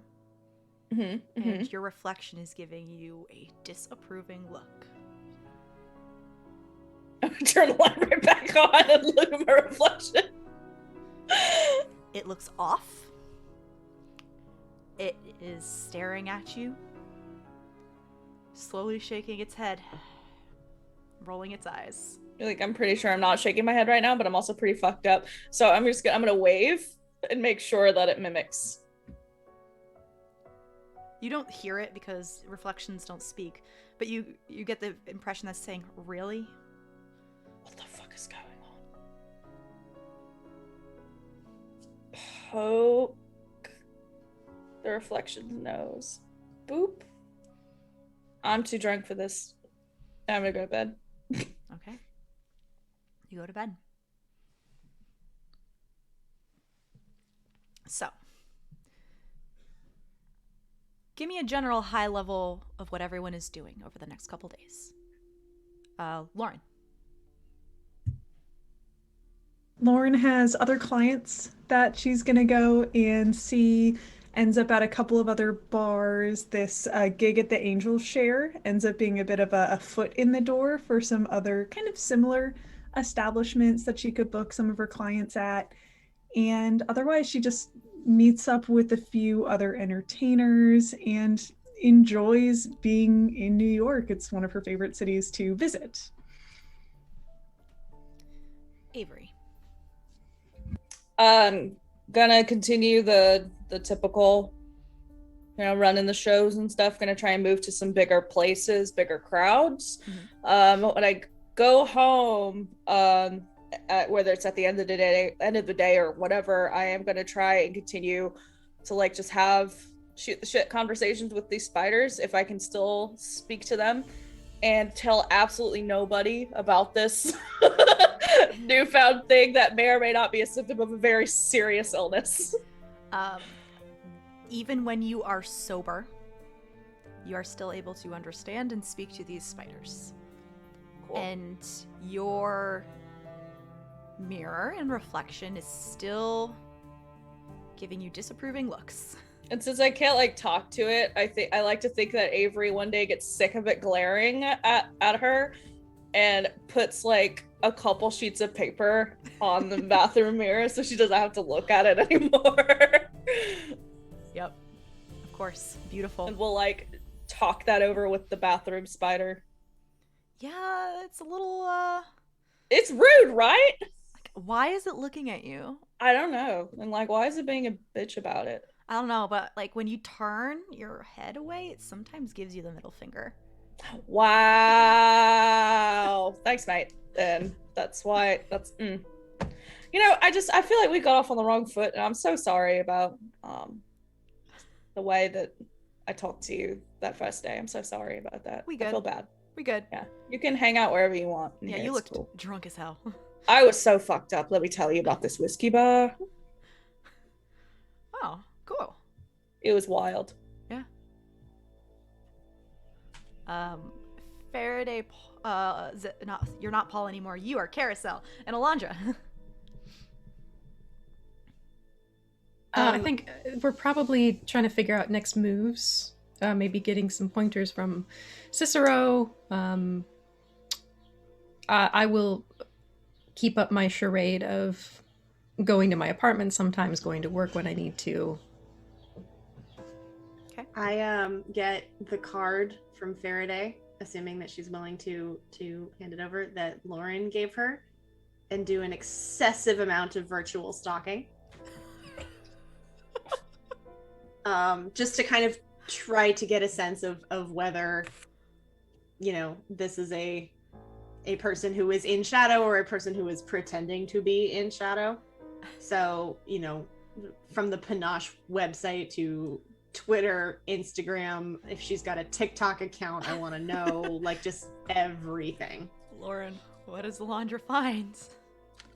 There is so much on Lauren on the internet. When you type in Lauren, it auto fills Panache. So she's someone who's like made quite a name for herself within Shadow.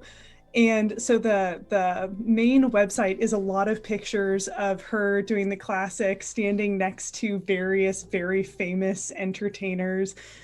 She seems to do a lot of work with like blues singers or R&B singers, lots of jazz, with a few instrumentalists here and there. Rose is there are pictures of Lauren and Rose together in a couple of the kind of new and upcoming stars section of the website. And then you see on Twitter, Lauren likes to tweet pictures of food from places that she goes. So it seems like Lauren is eating at a new fancy restaurant every single day, or going to some new part of town every single day and just snapping lots of photos. I bookmark but do not follow the Twitter account so we can get a sense of where Lauren's at. Yeah, a lot of nearby places. Yep. I would say Karosael, at some point you do see, well, Alondra is aggressively Facebook stalking. Lauren hanging out with Rose. Wait. Go back. Oh, this one with her, I'm assuming a client? So I know this person. She plays piano, and yeah, I used to know her from when I was a kid.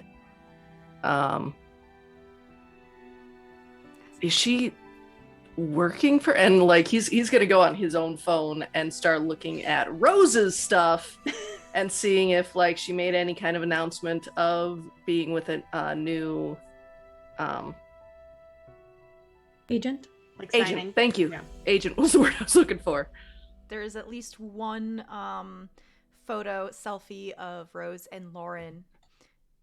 Just booked with a new agent. She is great. Cool. It looks like right now from Twitter, Lauren and Rose are at like a nice tapas bar, getting, you know, like doing a little bit of like a wine tasting, and then, you know, having a small plate with each one. How far back does the social media imprint go? Like, are there posts that are like years old? Yes. The way if you did some real digging to find like a personal Facebook post, there's images of like Lauren as a child.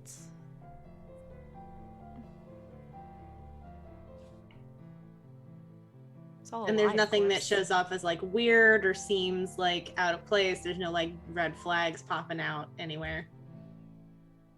What kind of red flags? I don't know, just anything that like seems like, with Alondra's, excessive grasp of code and language, anything that seems like it could be like a message or like Vespertini or Visley, like anything that just doesn't seem shadow. Did the way that she typed change? So like, you know how you type differently when you're in business than when you're casual? Like, was there any the kind of a tone change like that? change. Yeah. I would say, if you don't mind me saying, Sarah, that there is probably actually, would there be a tone change between her personal and business accounts? Or is it mostly There- business accounts? It's at some point about 5 years ago, it shifts from like the personal Twitter account becomes a business Twitter account. The tone is still very much the same, maybe a little bit more polished, definitely a few less typos in the messages, and doing a lot more like adding people and all that on the Facebook, but nothing ever really changes in a big way. Yeah. So more like, I'm trying to be an influencer, not I'm trying to pretend I'm not a Visley. Okay. It's more so personal versus business, not so Yeah. much Visley versus Shadow.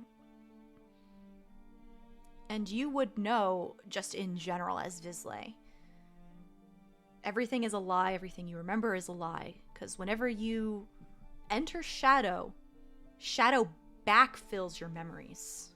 Mhm. You didn't actually grow up here. You just have the memories that you grew up here.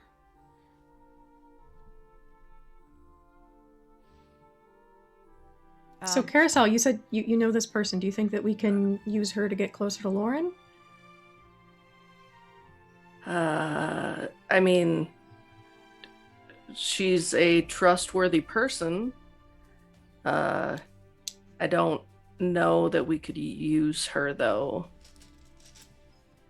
Okay. I mean, we could ask her questions, see if she's being like sneaky. Did the performance, did Rose's performance at the Angel Share happen already, or is No. is there any notice of that on any of the socials? Yes, and Farideh would know as well, just from working. Live entertainment is tomorrow night. And that's going to be like our first opening night of music, right? So it's a big deal. Mm-hmm. As good a chance as any. Yeah, so you guys can ask her about that then. Will Lauren be attending tomorrow night? Oh, of course. She's practically been living at the bar, getting everything ready, making sure that, we have the right piano and it's getting tuned before time and the curtains are chained. It's just, she's going to town on this. And from Great. what you can tell, she's doing a great job. From your background at not Zeros, The Nighted Song. the Nighted Song. Thank you.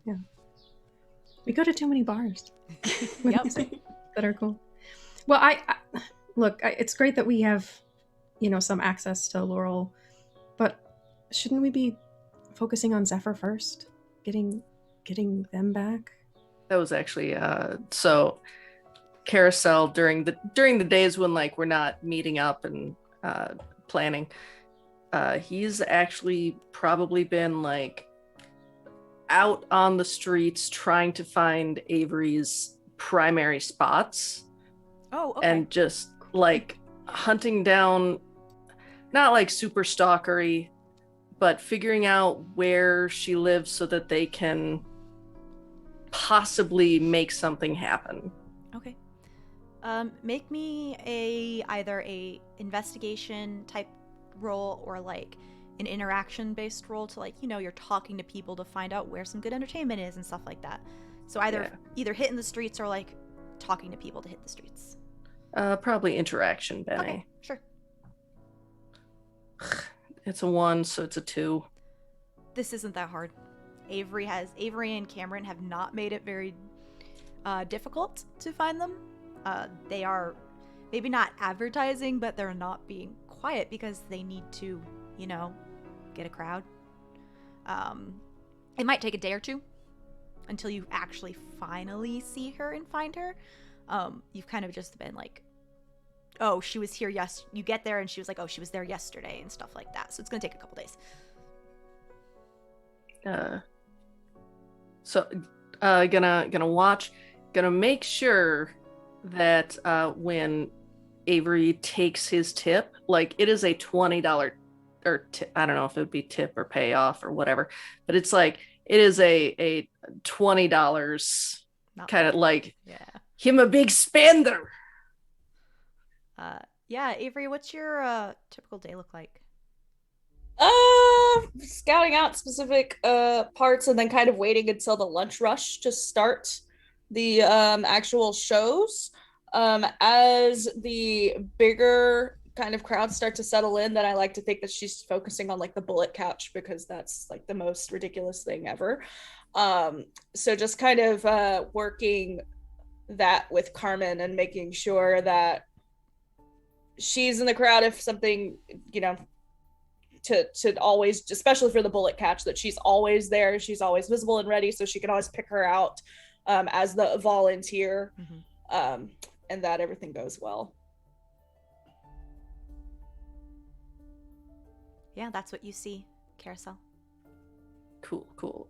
He writes this down in his notebook, and then if I remember right, at the end of your show, you actually say where you're going to be next, right? I don't remember mentioning that, but I feel like that is something that they would do now that I think about it. They would absolutely have scouted those locations for like, oh, this is a high traffic area. Let's definitely focus on this, and word of mouth and all that. Yeah, absolutely. So he's going to write down like where you're going to be next and take that back to the bar.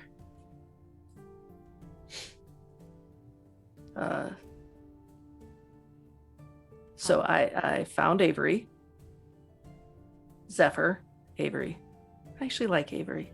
Anyway, found Avery. Here's where she is going to be next.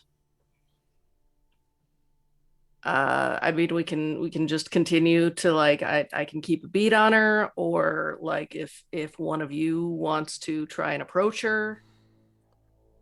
I could try, says Cicero. Though I only know her in a business perspective, not so much a personal one. So, and based on what I saw, she is very rough. Not sure if that's the right word, but like you make a buck as you can. So I could try, but I'm sorry, I'm distracted by Cat. Hi, Holly. Oh, he said hello. He's purring. He Good said boy. hi, buddy. Sound purse. And good boy. Good boy. Okay, go. I could try and talk to her, but I don't know how well it's gonna go. Well, I mean, we have memories, but the person who's known her the longest.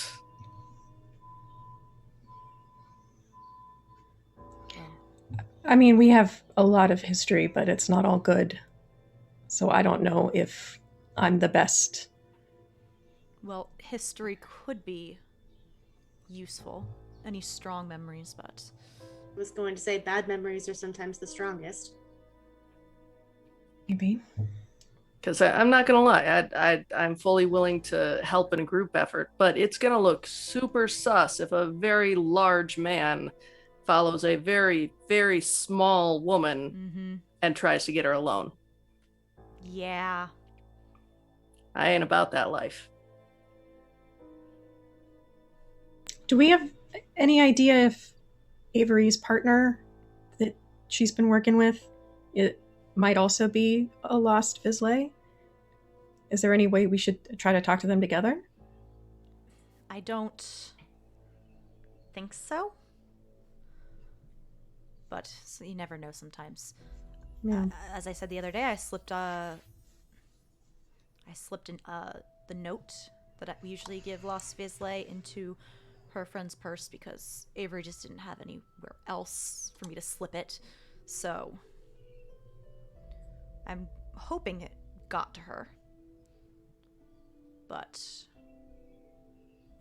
at minimum, it's supposed to just pique curiosity and create unease and uncertainty to this world.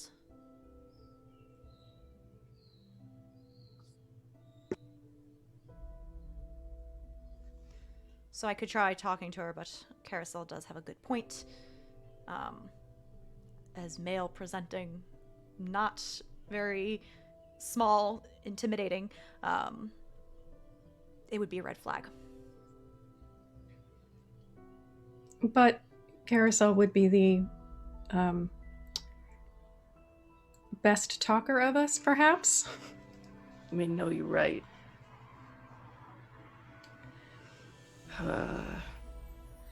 Is there some kind of ruse that we could, get her interest to talk to us? Okay. Offer to hire them for a gig and sit down and talk details or something. Maybe Farideh makes the initial approach and then somehow convinces Avery to meet her somewhere where the rest of us can join. I mean, that would be ideal. Because you guys did Avery actually talk to any of you? There was Me. a light contact. Okay. Didn't seem to go well. So knowing you, you're so sweet. That went well, right? Half of it went well. The second half did not. Cool. I started out giving her free whiskey, and then I ended it by not giving her any whiskey, and that kind of canceled each other out, I think. I mean, understandable. Yeah.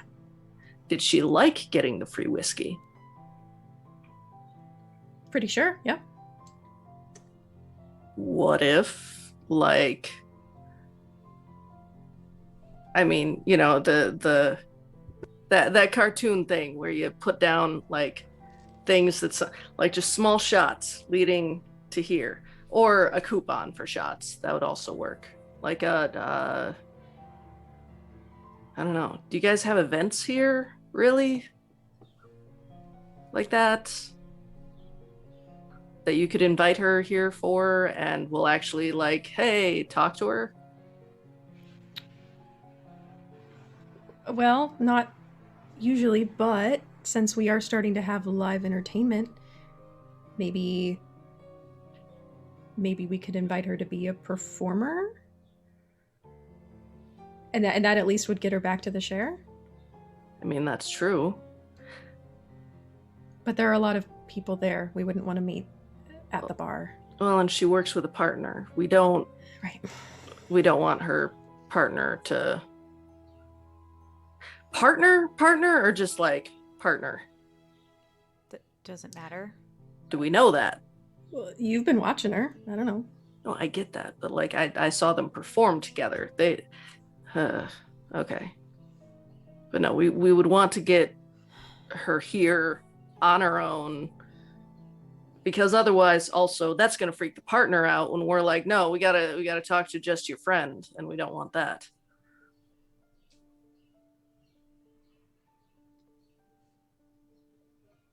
That's what, I don't know, a coupon, buy one get two free, shots, not partners. Must come alone. Yeah. Must come alone. So bad.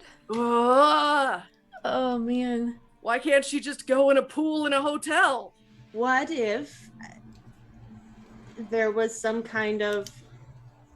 No, that wouldn't work.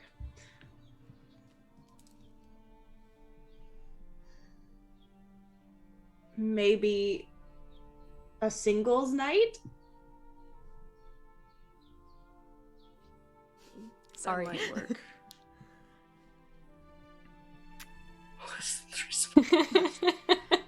The Yeah, like a singles or like a date. Is there a reason we can't just follow her home? Because it's creepy and she might not take well to that. Well, yes, but once we jog her memory, it doesn't really matter. Yeah. I mean, trauma's trauma. Well, I mean, you seemed fine after the fact. Yeah, but I was like, this is not the first time that I've had a run-in with police. I would guess it's not Avery's either, honestly. Are you guys gonna pretend to be police again? But no one was pretending to be police. You asked where I was. You were like, hey, where are you? Was That's concerned police. for your well-being, and things happen.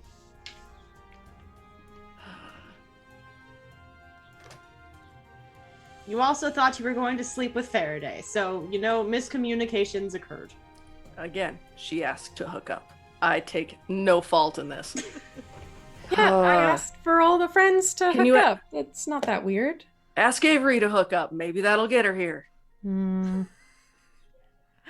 Possible. That would mean that she wouldn't show up with her partner. That is true. Or would she? Apparently, Paul I mean, was technically, Well, then I'm very sorry for her partner's threesome.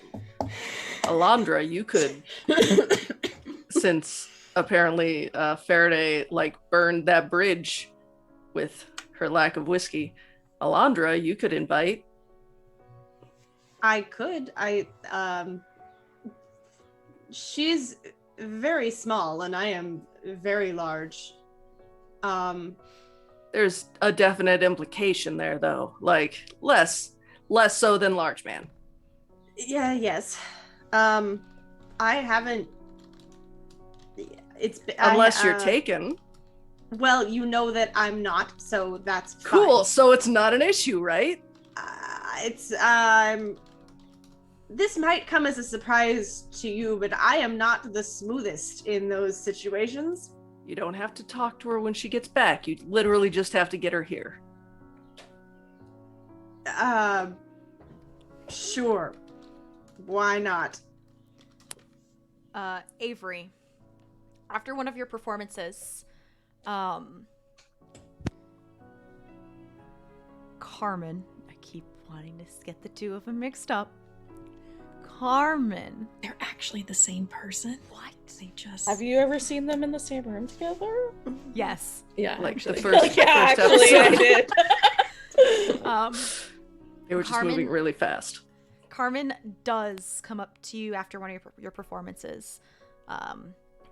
Hey. So. Hey, Can't hang out Wait. tonight. why? Excuse me? Why? I might have gotten a date. Okay. Do you need backup? Maybe. Are you meeting somewhere public? Are you? No, where we're are you meeting going? somewhere public. The problem is she wants to go to the place we don't want to go to. Oh, Because- why are you going for the fancy pants? Okay, no, it was her idea. It's only because she follows a singer and she's performing there for the first time. Okay. Apparently it's open mic night Mm. for that place is for the first time. Yeah, they wouldn't know how to handle that. Obviously you don't have to come if you don't want to. No, but, no. That's not how we do things. You Yeah, know you're that right. we always go scope out the first one, make sure that it's not a catfish situation or Make sure they're not follow them to the ex-murderer. bathroom. Make sure they're not doing weird shit in the bathroom. Stuff like that. Yeah, you've never done drugs in the bathroom. Okay, but I'm talking about whispering and trying to say they're gonna steal from me or something. along those Right, yeah, lines. the anime antagonist in Yeah, the bathroom, listen. I've got her now. Listen, fix glasses sheen. Right. No, I'm down. We weren't Okay. really gonna do much anyway, so I guess I can go pretend that I'm fancy again. I'll Hey, go back you up. yeah, thanks. Thank Of you. course, yeah. You're the best. I Also, know. real cute. Me or your date? Both? Both. Duh. Okay, yeah, cool, thanks. Yeah. In this, you're both cute, but in this instance, I was talking about her. Yeah, no, I got it after you said it, but Yeah. also I mean I like my makeup today, so I was kind of hoping that. You got the wings, great. Yeah, thank you. I tried really hard. It's hard. So show me her Tinder. She'll pull up the Tinder. Yeah, she'll go through the Tinder and like scope through, and anything that looks off, she'll point it out.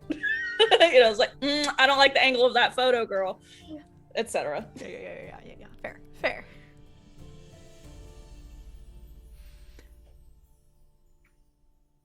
Are there any big plans or conversations y'all would like to have? Lauren, Avery, Farideh, Carr, and Alondra. I feel like the three of us are just like going over who should Like it's just a like circle. for days, hours. We'll be like, okay, we just keep pushing it on someone else. Yeah. Hey, Alondra, did you talk to Zephyr yet? No, I thought Farideh was supposed to do it, but I thought Karosael was supposed to do it. No, we agreed that the big guy was not going to do it, remember? And just keep back and forth in a circle. Meanwhile, Cicero's in the corner like, Oh my How gosh. did they make it to Shadow?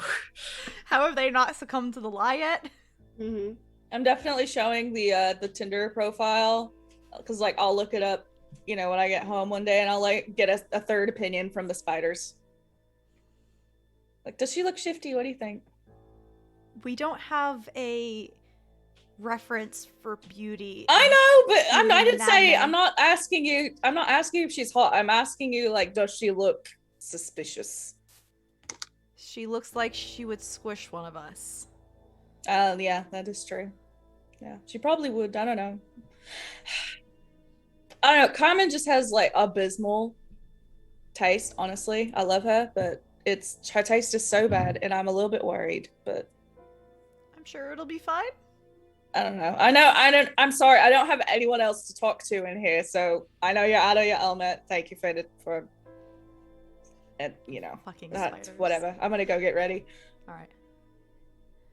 and she'll go get ready and take the paper off of the mirror as she does, and just deal with.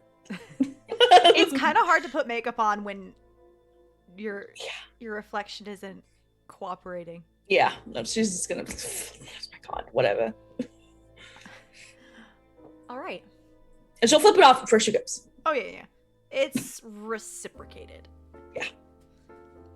Lauren, what does opening night look like? Reopening, live entertainment opening.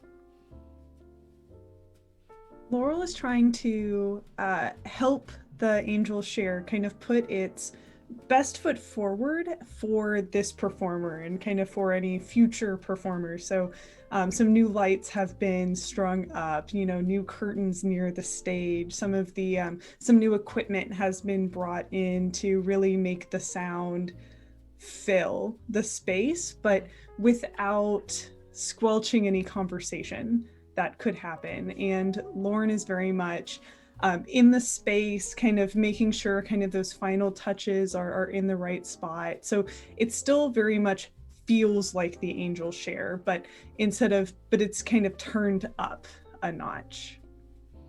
I don't want to forget the next card. On the Indigo Sun, I have the Unknowable Truth. Value 4, Secrets, Ravens, Books, and Flames. So Gallants have a +1. That's you, Lauren. Truth, Searching Futility. The Raven stands watch over the unknown. As we strive for understanding, the closer we get to the truth, the farther away it becomes. We know this to be true, but only after we've made the journey. The truth we learn is that we cannot actually know the truth. At the very heart of the Secrets family, the unknowable truth is the ultimate secret. The secret that cannot be, by its very nature, learned. But still we try anyway. It is futile, and yet it is productive. Even when you climb an infinite mountain, you're still moving forward. As Lauren and Sarah were saying, the Angel Share is bustling. Your boss, Tiana, has done extra advertisements saying we are doing, live entertainment. For the first couple shows in the first couple of weeks, there will be a discount at happy hour and the like. And Where's everyone located as open mic night? Not open mic night. What the fuck? Live music night is starting. At the bar. Okay. How big is this bar? I know you've described it, but like size-wise. Farideh. Oh gosh, I don't know. I mean, I imagine that there are a few different spaces. I figure that there's kind of like a, you know, sort of like a bar area, and then on the other end, like where the performance is, like the stage is at the far end. So I'm imagining it's kind of like it's a little skinny but very long, and so you really have your choice between like, are you more at the bari chatty side, or kind of chilling in the middle, or like really paying attention to the music. So I think there's probably a lot of space down the length of the room. Okay. Karosael is probably going to sit somewhere kind of in the middle. He made sure to get a rose beforehand, but is kind of hiding that in like a pocket. And most likely kind of near the door so that he can like slip away, slip back out kind of thing to get backstage. Okay. Farideh, I'm assuming you're working. Yeah. So I'd say like my regular station would be tending bar, but kind of, you know, wherever they need me tonight. Yeah, mostly it's the bar that they will need you. The place does do like appetizers, but not like full-blown meals. Karosael's gonna get cheese sticks. Fancy cheese sticks. Yeah, they're a little fancier than what you want. But You are kind they of wanted tasty? just like mozzarella sticks with some marinara, but it's like kind of bougie. Like it's got salad underneath it and like And it's got three like kinds of dipping sauces. yeah, totally. I will get some bruschetta. Stop That we making me have. hungry, y'all. We're all Yes. hungry too. That's what I'm we're talking about. starving. Yes. Lauren. Would it be appropriate to say that this place maybe has a second floor where you can like look down With a on the balcony? stage? Yeah, like a wraparound balcony. So I think that's where Lauren is. She has a glass of white wine in one hand, a very kind of like elegant bag strung over her shoulder. And, you know, tonight she wears a black dress. It's very well tailored. It's got that same plunging neckline, but it's putting her a little bit less on display because tonight's all about Rose and tonight is all about the angel share. And Farideh, you definitely would have gotten there before Lauren. If Lauren was there at opening, maybe even probably before opening, to get everything ready. But obviously you're getting stuff ready. You would have all seen her at some point. So Karosael, this would be your first time. If someone pointed out like, hey, that's Laurel, you would know who she is. And you would also notice this weird jewel right in the middle of her chest that she doesn't seem to ever like make any point of noticing. Yeah, just try to ignore that. Alondra said that that's her forte, but she doesn't realize it. Because like, okay, I guess. I mean, cool thing. We can just pretend like, oh, your bosom is stunning tonight. Like, it's cool. It's cool. Yep. I mean, this is kind of the most covered I've seen her. Like, usually you see like the whole thing in her chest, but like today she's usually a little more revealing. Oh, that's very classy. Good deal. Alondra, have you spoken to her at all yet? Like at all? Yes. We You did? when I first came in, she was exiting. So we said hello. Wow, I'm so proud of you. I meant like a sentence. Oh, no. She You doesn't think maybe that would be a good thing to do? Well, she doesn't. That's not Laurel. So, are we sure though? no. Because I mean, you literally, I saw you spend 3 days looking just at her Twitter feed. You have not spoken words to this woman? Well, I was trying to figure out if she... You know how you can figure it out? I'm sorry, I shouldn't have yelled. Do you know how you could figure it out? Yes, I know how to really figure loud, it out. hushed conversation in the corner. Yes, I am aware of how to figure it out. Farideh, what does Lauren tend to drink? Well, she hasn't really drank in here before. It's kind of her first, Okay. evening in the club. She's got a nice white right now, but I don't know if that's what she normally has. Okay. That's what her go-to was. Yes. Oh, you know that one? Right. Cool. We're Well, gonna buy one of those. And he slides She's an amount already of got- money she's got- over to Farideh. She's got one at the moment. So Please make this drink.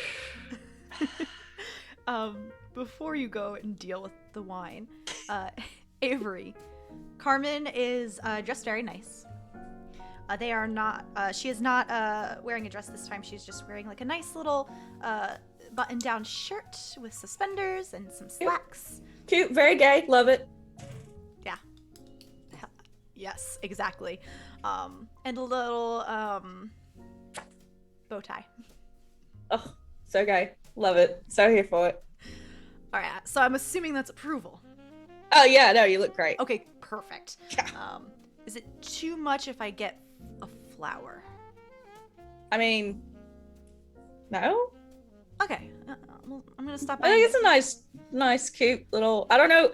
I mean, I went into and stalked her, and Yeah. she didn't really look like the flower type Yeah, to me.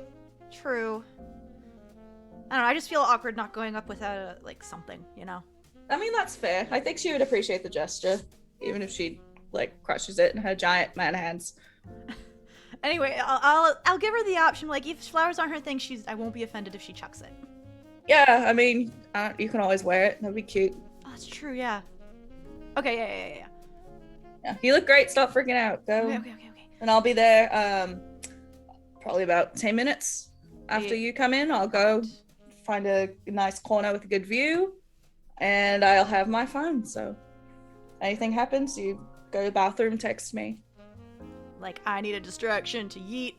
Yeah, anything, you know. If, this conversation's weird, blah, blah, blah. Awkward. You know, the typical, the usual. Hey. I'll just be chilling out. I don't, maybe I'll have one drink. Okay. I don't know. I really, Can I mean, I'm happy to help you, but also you owe me one because I don't want to be back here. I was gonna say, if you want to put your drink on my tab, it's fine. Oh, fuck yeah. Okay, no, we're good then. Just don't bleed me dry. I mean, of course not. I love you. Would never do that. Perfect. Okay. Yeah. All right. I'm gonna go in. Got a Okay, flower. have fun. Good luck. Okay, I'll be there in thank 10. Thank you. And they'll walk in. You all do eventually see Avery's partner come in looking gay as hell with a flower, and go talk to another young lady in the corner. It looks like they're on a date.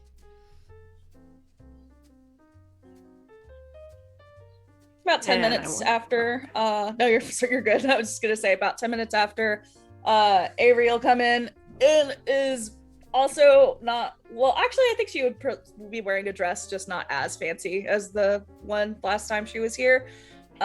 Something that's a little bit more nondescript, still trying to fit in, but just not trying too hard.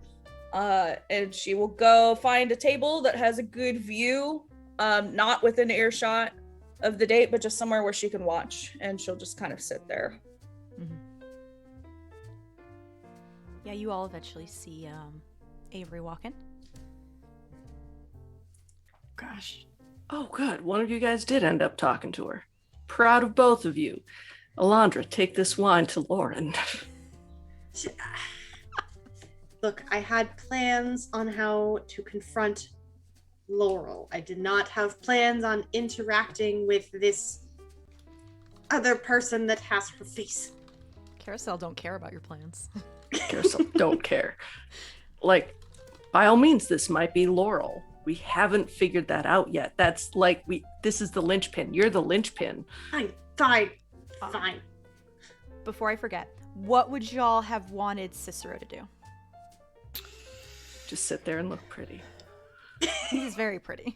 All right, Yeah. so our Like surveying at the bar. Yeah. our plan going in tonight was about Laurel. So I think I think we would have wanted him to just like try to suss out if Lauren is faking or not. So again, just kind of like staying back but not interacting. Okay. In that case, he probably would have, if someone goes to talk to Lauren, he'd like take a chill, lean over the balcony with his own drink. I will take the glass of white wine. You watch the mask just like come back up. And I will head upstairs.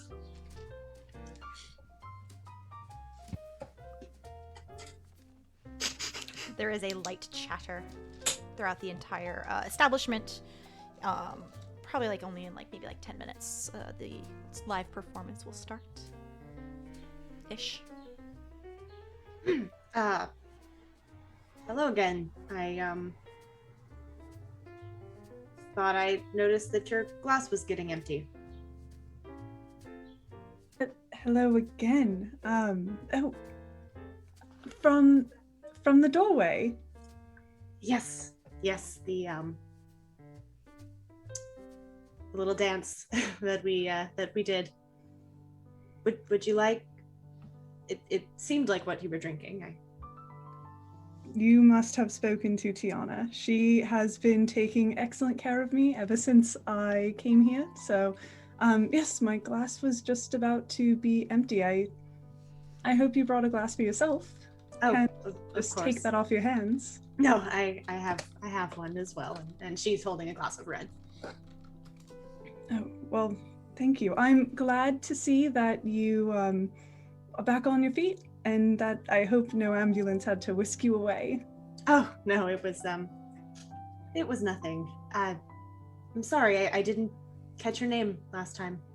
Oh, I'm apologize for my rudeness. I'm Lauren. It's a pleasure to meet you. I am here with Panache Talent and Entertainment. We are the ones sponsoring this lovely event tonight.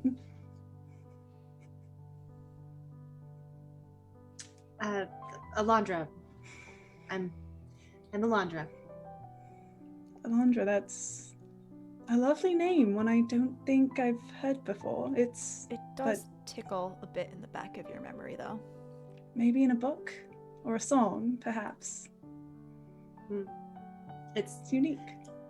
Somewhat uncommon, I suppose. So do you come to the Angel Sarah often? I guess I've run into you twice in almost as many days. Oh, yes, I'm friends with Nina, one of the bartenders. So whenever I'm in town, I stop by.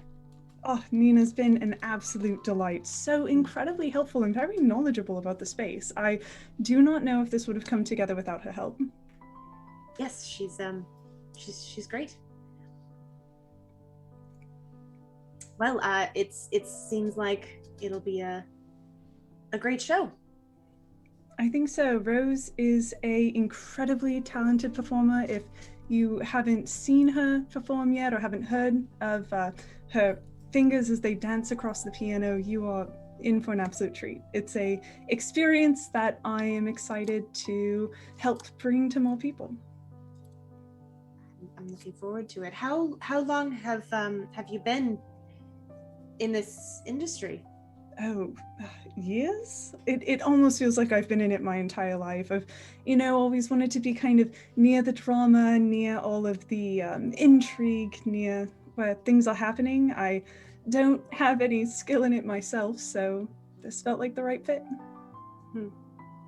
Near the drama of things. Yes, that's I can see that appeal. So what draws you here? Like I said, my friend tends the bar. I'm often in New York for work. So I stop by when I can. I'm very excited for the music. I think it'll bring a lot to the venue. I agree.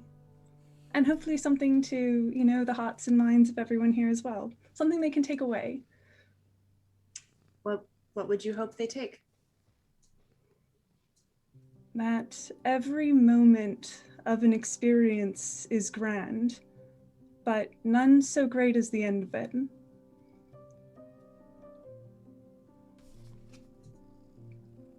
That moment where the final note plays and it lingers in your heart and it lingers in your mind, and you recognize that it's over.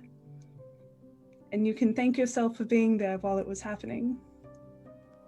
And then you can move on. Yes, that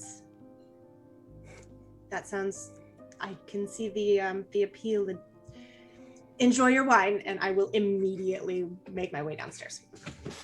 Oh, sorry. Alondra.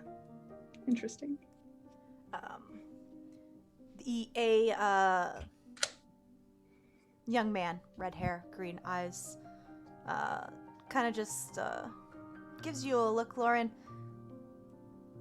Yeah, she looked like she was having some gay panic right there. Oh, you caught onto it too. I was hoping it wasn't just me. No, I definitely caught onto it. Well, you're rather perceptive. My name is Lauren. Pleasure to meet you. Cicero. Cicero. Like the poet. Yes. Do you also have little feet?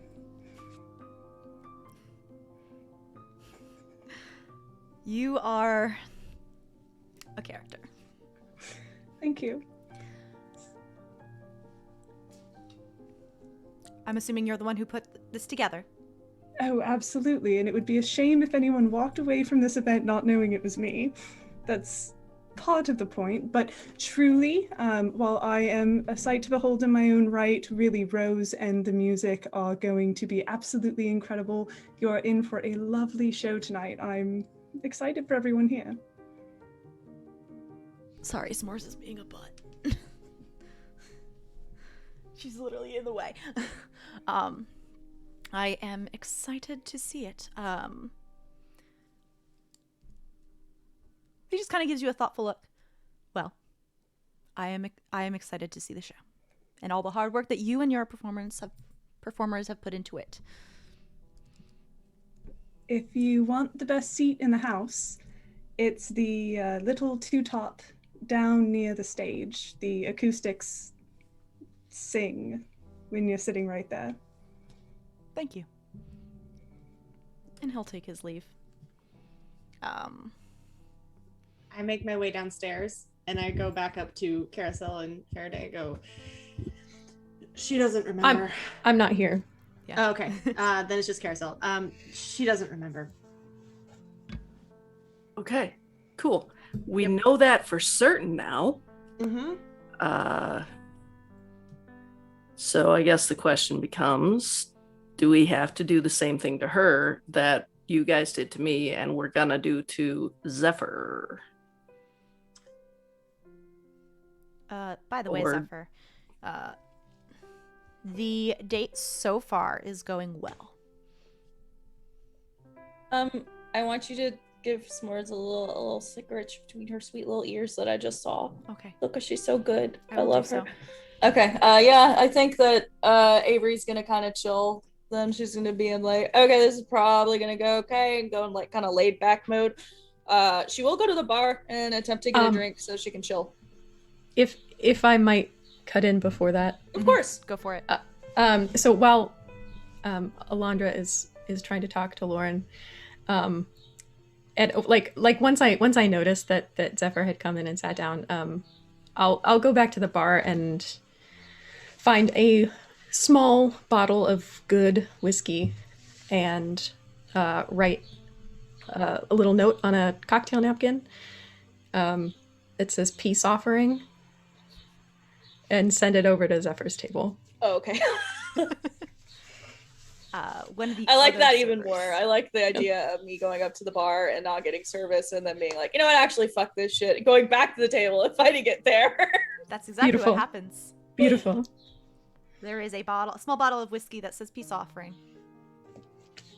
Oh, is there a glass with it? I'm assuming there's a glass. I would assume that a server would also take a glass. Probably some ice. I'm just making sure. I don't know if it was Okay. just the bottles. She would definitely be like, Yeah, I was gonna say Avery would totally just drink out of it. Easiest of cool. offerings. oh, thank God. Okay, so she's gonna, make the drink and pour a large shot that's like, it's bigger than a double. And kind of make eye contact with Nina at the bar and like raise the glass in acknowledgement, like, okay, yeah, we good. What's S'more's move? Alright. She's just in the way of my keyboard. I need to write notes. Cicero goes downstairs, but not before looking at you, Lauren, and I like your necklace, inclining right below your collarbones. I don't know if she's wearing a necklace, but the comment still stands. And he will go downstairs to sit at the two top that you have indicated as the best acoustic area in the house. Avery, this red-haired man, sits down at the two top next to you, and he raises his glass in a cheers at you.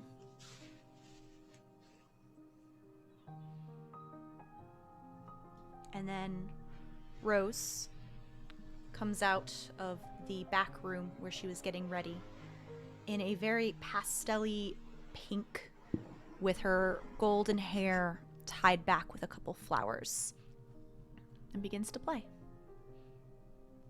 It is lovely. Mother...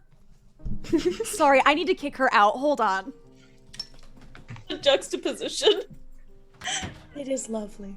Motherfucker! Please hold for cat eating. I'm so sorry. And then she was about to pull my headphones out of the mic. You just want to love. She She just does wants to want give to you love. love. You just And want to love. My headphones also just fell in my teeth. So Oh, F. anyway, sorry. And You were Laurel saying it begins was to- lovely. It is. Rose's performance is lovely. Does it still work? Say something. Yeah. Okay. Hello. Yeah. Okay, perfect. And her performance is absolutely lovely. She cycles through some upbeat pieces and some slow pieces, though nothing that is sad or Debbie Downing. And as one of her more upbeat songs rises to a climax, Farideh, Karosael, and Alondra, the three of you, feel a heavy pressure in the air. A pressure that you know to be some kind of magic. Avery and Lauren, you do feel something as well, though it comes across more of a odd feeling instead. Just Put like down my glass. it is more so just like a general sense of unease. But this happens as Rose's song comes to a crescendo. Can I tell if this is some magic that is affecting me, or just it seems like there's magic happening nearby? You know it's affecting you, yes. I have an apostate ability. Okay. Spellbreaker. It uses my ability to counterspell as a passive defense. So if it is a level 1 to 4 spell, it does not affect me. It is not a level 1 to 4 spell. Okay, never mind.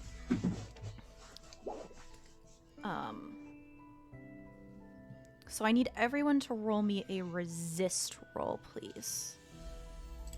Does it seem like it's coming from Rose? No. Okay. I will give you that.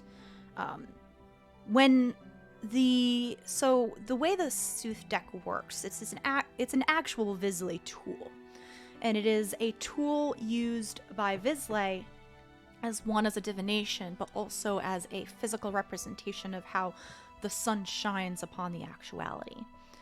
So you can get a sense of like when the cards shift in their effects from an innate sense, and it's kind of like that. Is there a bene that goes with resist? Intellect. Intellect. If you want to spend an intellect.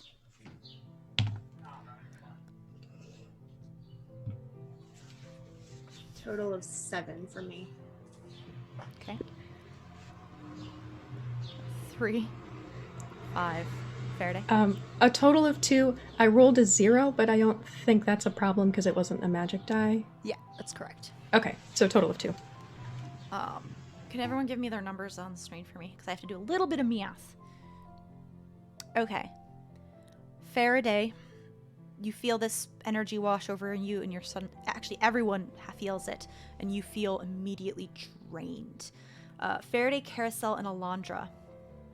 Farideh, you are suddenly out of magic. You -8 from your sorcery pool. Kar, I think you rolled a 3. It would have been 7, but I don't think you have that much, so it'd go down to 0. Alondra, what was your number again? Your sorcery, you remove 3 from your sorcery pool. Okay. Lauren, 7. Avery, I think you had a 5. So 5. -5. To Lauren and Avery, it does not feel don't realize your magic has been just taken, but you do feel tired mentally. Farideh and Alondra, you do feel this. You know what happened. Something is sapping away at your magic and pulling it away from you. Cicero also looks startled and alarmed, and his glass actually is knocked over in surprise as his drink falls over across the table, dribbling a little bit into his lap.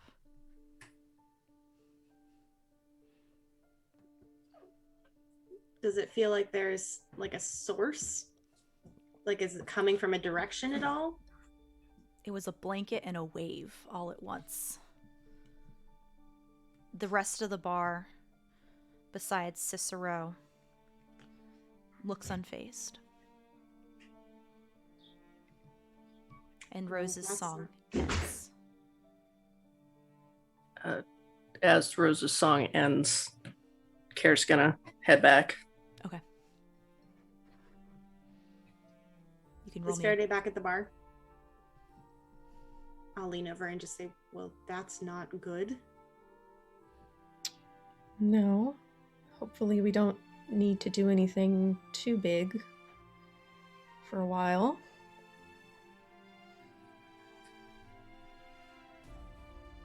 Avery and Lauren, what are your reactions to this?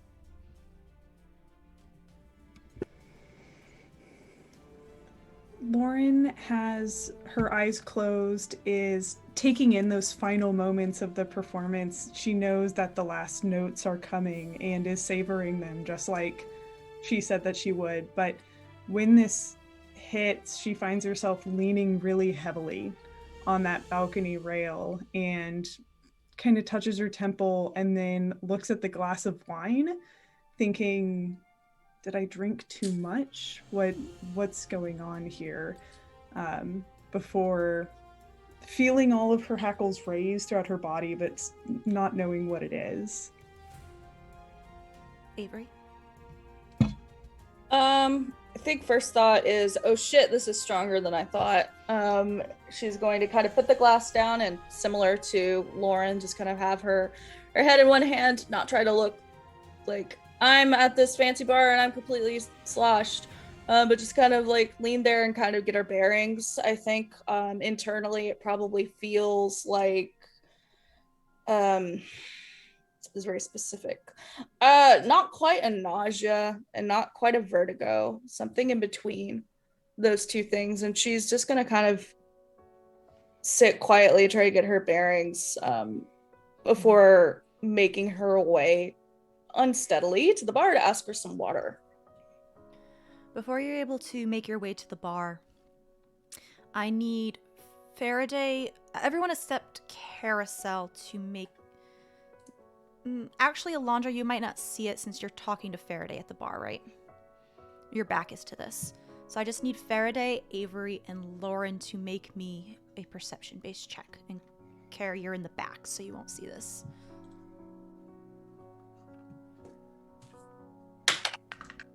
Perception. I'll spend a bene. Okay. 7. A 3.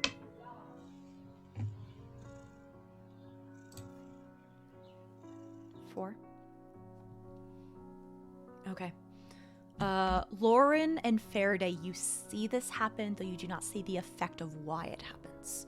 Avery, you do see this all in its entirety. Next to your table, Avery, is this man with the red hair who does seem semi-familiar to you, though you can't place why, with their jacket and hat, hair braided to the side. You see gray tendrils of smoke grab around his legs and waist before he just immediately disappears. You blink and he is gone. Farideh and Lauren, you only see the effect. You do not see the tendrils. But 1 minute, this red-haired man is there. The other, he is not.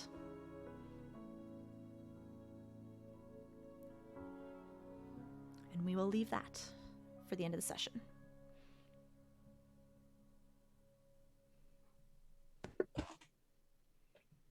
Hey all, what's up? Love that. We could go for a couple more hours. I've got Just a another few. game in 2 hours. I can't. Yeah.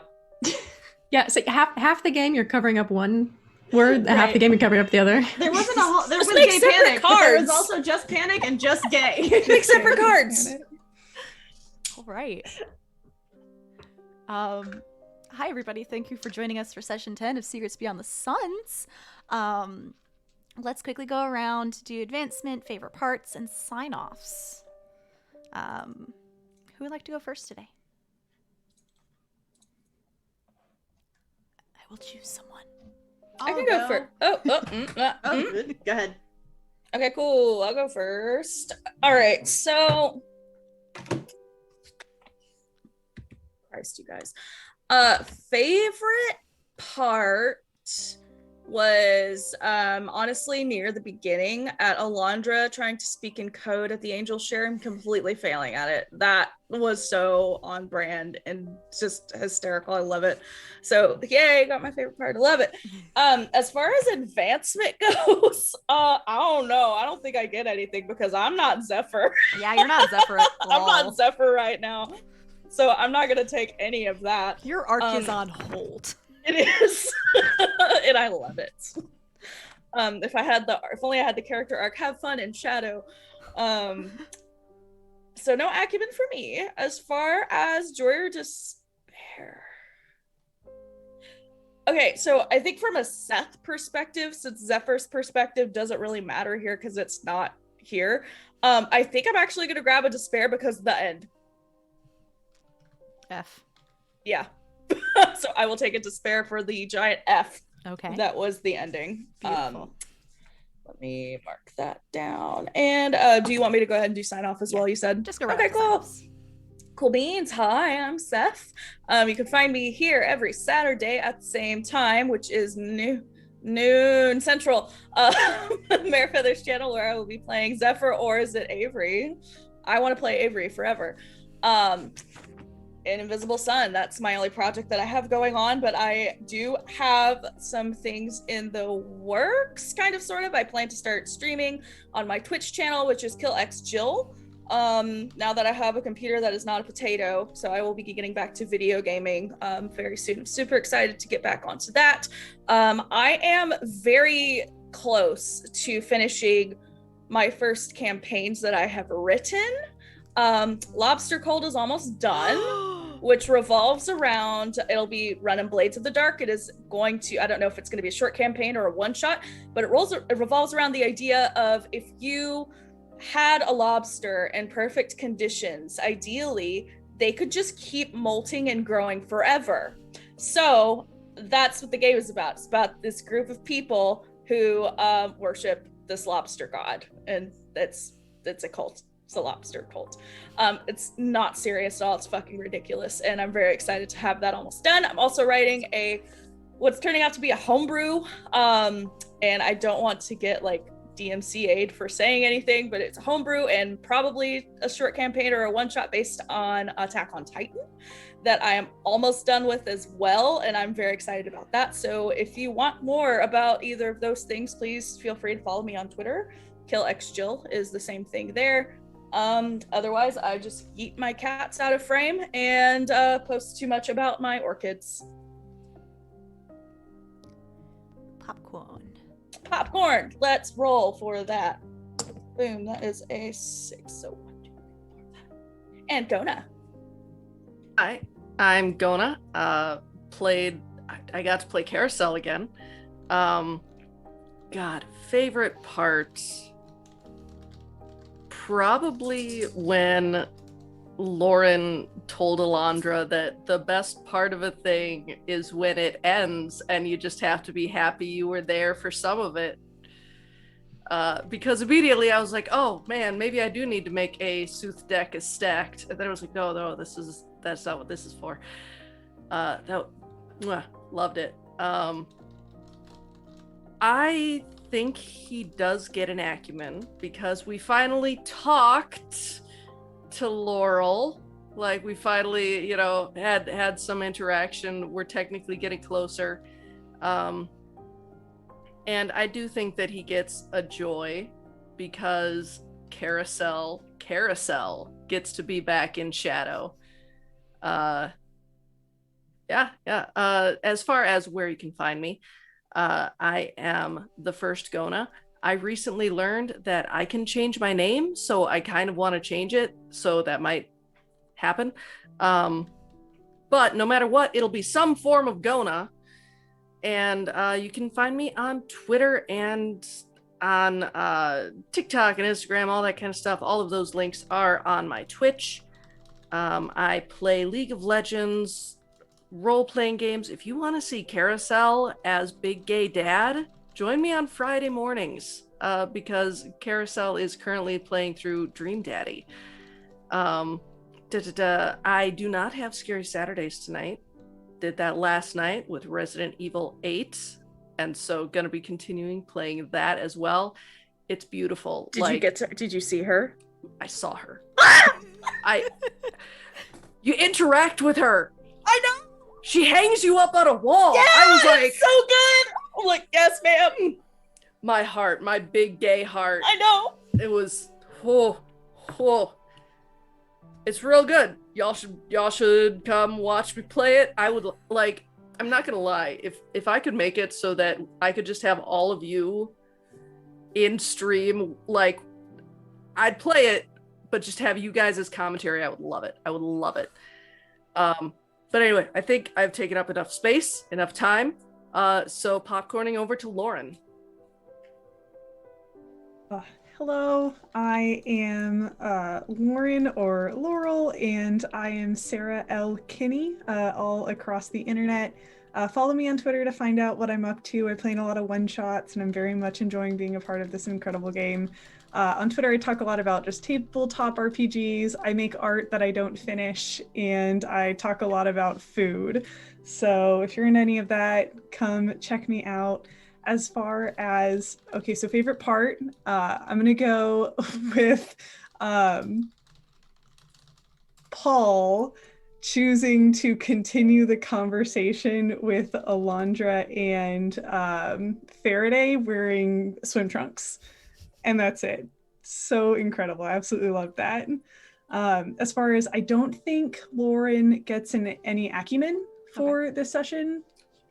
And then for Joy or Despair, I'm leaning towards Despair because a lot of the things her reality is starting to kind of get out of sync, and then especially seeing Cicero disappear at the end is really tripping her up in how she thinks things are going. So I think despair. And then we're gonna popcorn over to Farideh. Hey. Yeah, so my favorite part was also like Lauren talking about how she enjoys the endings of things. Primarily because that still doesn't clear up, like, is this Laurel acting and taking this opportunity to like twist the knife, or is it just Lauren, this person who feels things about art? I don't know. I still don't know what to think about it. I love it all. I think no acumen for Farideh today. We've been caught up with other things that we're trying to solve, and I haven't had a chance to kind of do my own investigating that I need to around Shadow. And a joy of despair. And we had some good things happen. I'm gonna go with a joy because we got Karosael back. Fair. Yeah. And let's see. Hello, I'm Abby. I've been Farideh, whom I love. You can follow me over at Aragorn's Girl on Twitter if you want to see me talk about music and crocheting and see some pictures of my cat and occasionally recordings of my cat purring in the morning, which is real great. The main streaming thing that I do is here every Saturday, so come back here next week. Over to Caitlin. Hello, I am Caitlin. I play Alondra, who is definitely getting an acumen for this session. Because, you know, words were said, and that's progress. I think I'm going to take a joy for getting Karosael back, and also because I'm sure there's some despair coming. My favorite moment was Nina offering the chicken fingers vodka menu. So good. And also Avery's response to it, but just the way that that was framed was perfection, and I loved it. And I am Caitlin. I go by a theater file all over the internet. You can find me on Twitch and Twitter. On Twitch, I play vintage video games, which is defined on my channel as any game that is at least 10 years old, if not older. If I have to feel old, so do you, so I don't feel bad for making you feel old. We are currently playing Kingdom Hearts 2 on Wednesday nights and Super Mario RPG for the Super Nintendo on Sunday afternoons. I have some projects possibly in the works. I do have a one-shot that's going to happen on my channel at some point. I am not 9 years old. I'm sorry, you just turned 10. Yeah, no, definitely 10, not, 31. I have a one-shot that's happening on my channel at some point because we did hit 200 followers last weekend. I don't know exactly when that's going to be yet, or what system, or whether it's going to be a one-shot or like a 2 or 3 shot. I don't know, but there will be more info on that at some point. Other than that, I'm still kind of figuring out what other projects are going to come up. If you missed it last weekend, I did a big giant birthday stream for like 15 hours that most of the people here were in. So you can go check out all of those VODs are up on my channel. There's some tabletop gaming, there's some video games, there's some Shakespeare. It was a good time. So It was definitely chaos. check that out. It was much chaos. And there will probably be more Shakespeare Sundays in the future. So follow me if you're into that too. Last but not least, I think that's me. Hi, I'm Mare. You can find me on Twitter at Archmage of Dice. You can find me here every Saturday running this Invisible Sun game. There is no session next week, by the way, so don't tune in. Go follow one of your other favorite streamers and watch them and support them. Every other Tuesday, returning in like a couple weeks on Graham Tracker's channel, I play the Ardalock River in Anarian's Rest. In about little less than 2 hours, I play everyone's favorite Centaur Rogue on a boat in Horizon's Call on Eva Sariet's channel. And every Sunday at 8:30 p.m. Eastern Standard Time on Open for Adventure, I run a game of D&D 5e called Veil of Shadows, where my players are just going to get really sad tomorrow night because they're going to go visit the Raven Queen. And It's gonna be fun. My favorite part is sneaky changing the overlay back to Karosael middle of the game after he got back. But more seriously, I did like the whole shadow conversation that Lauren had with her shadow in her apartment. So I think that's it. We are gonna go raid Pleasantly Twisted, who is currently playing Near Replicant and raising money for St. Jude. So we will see y'all in a couple weeks and have a lovely weekend. Bye!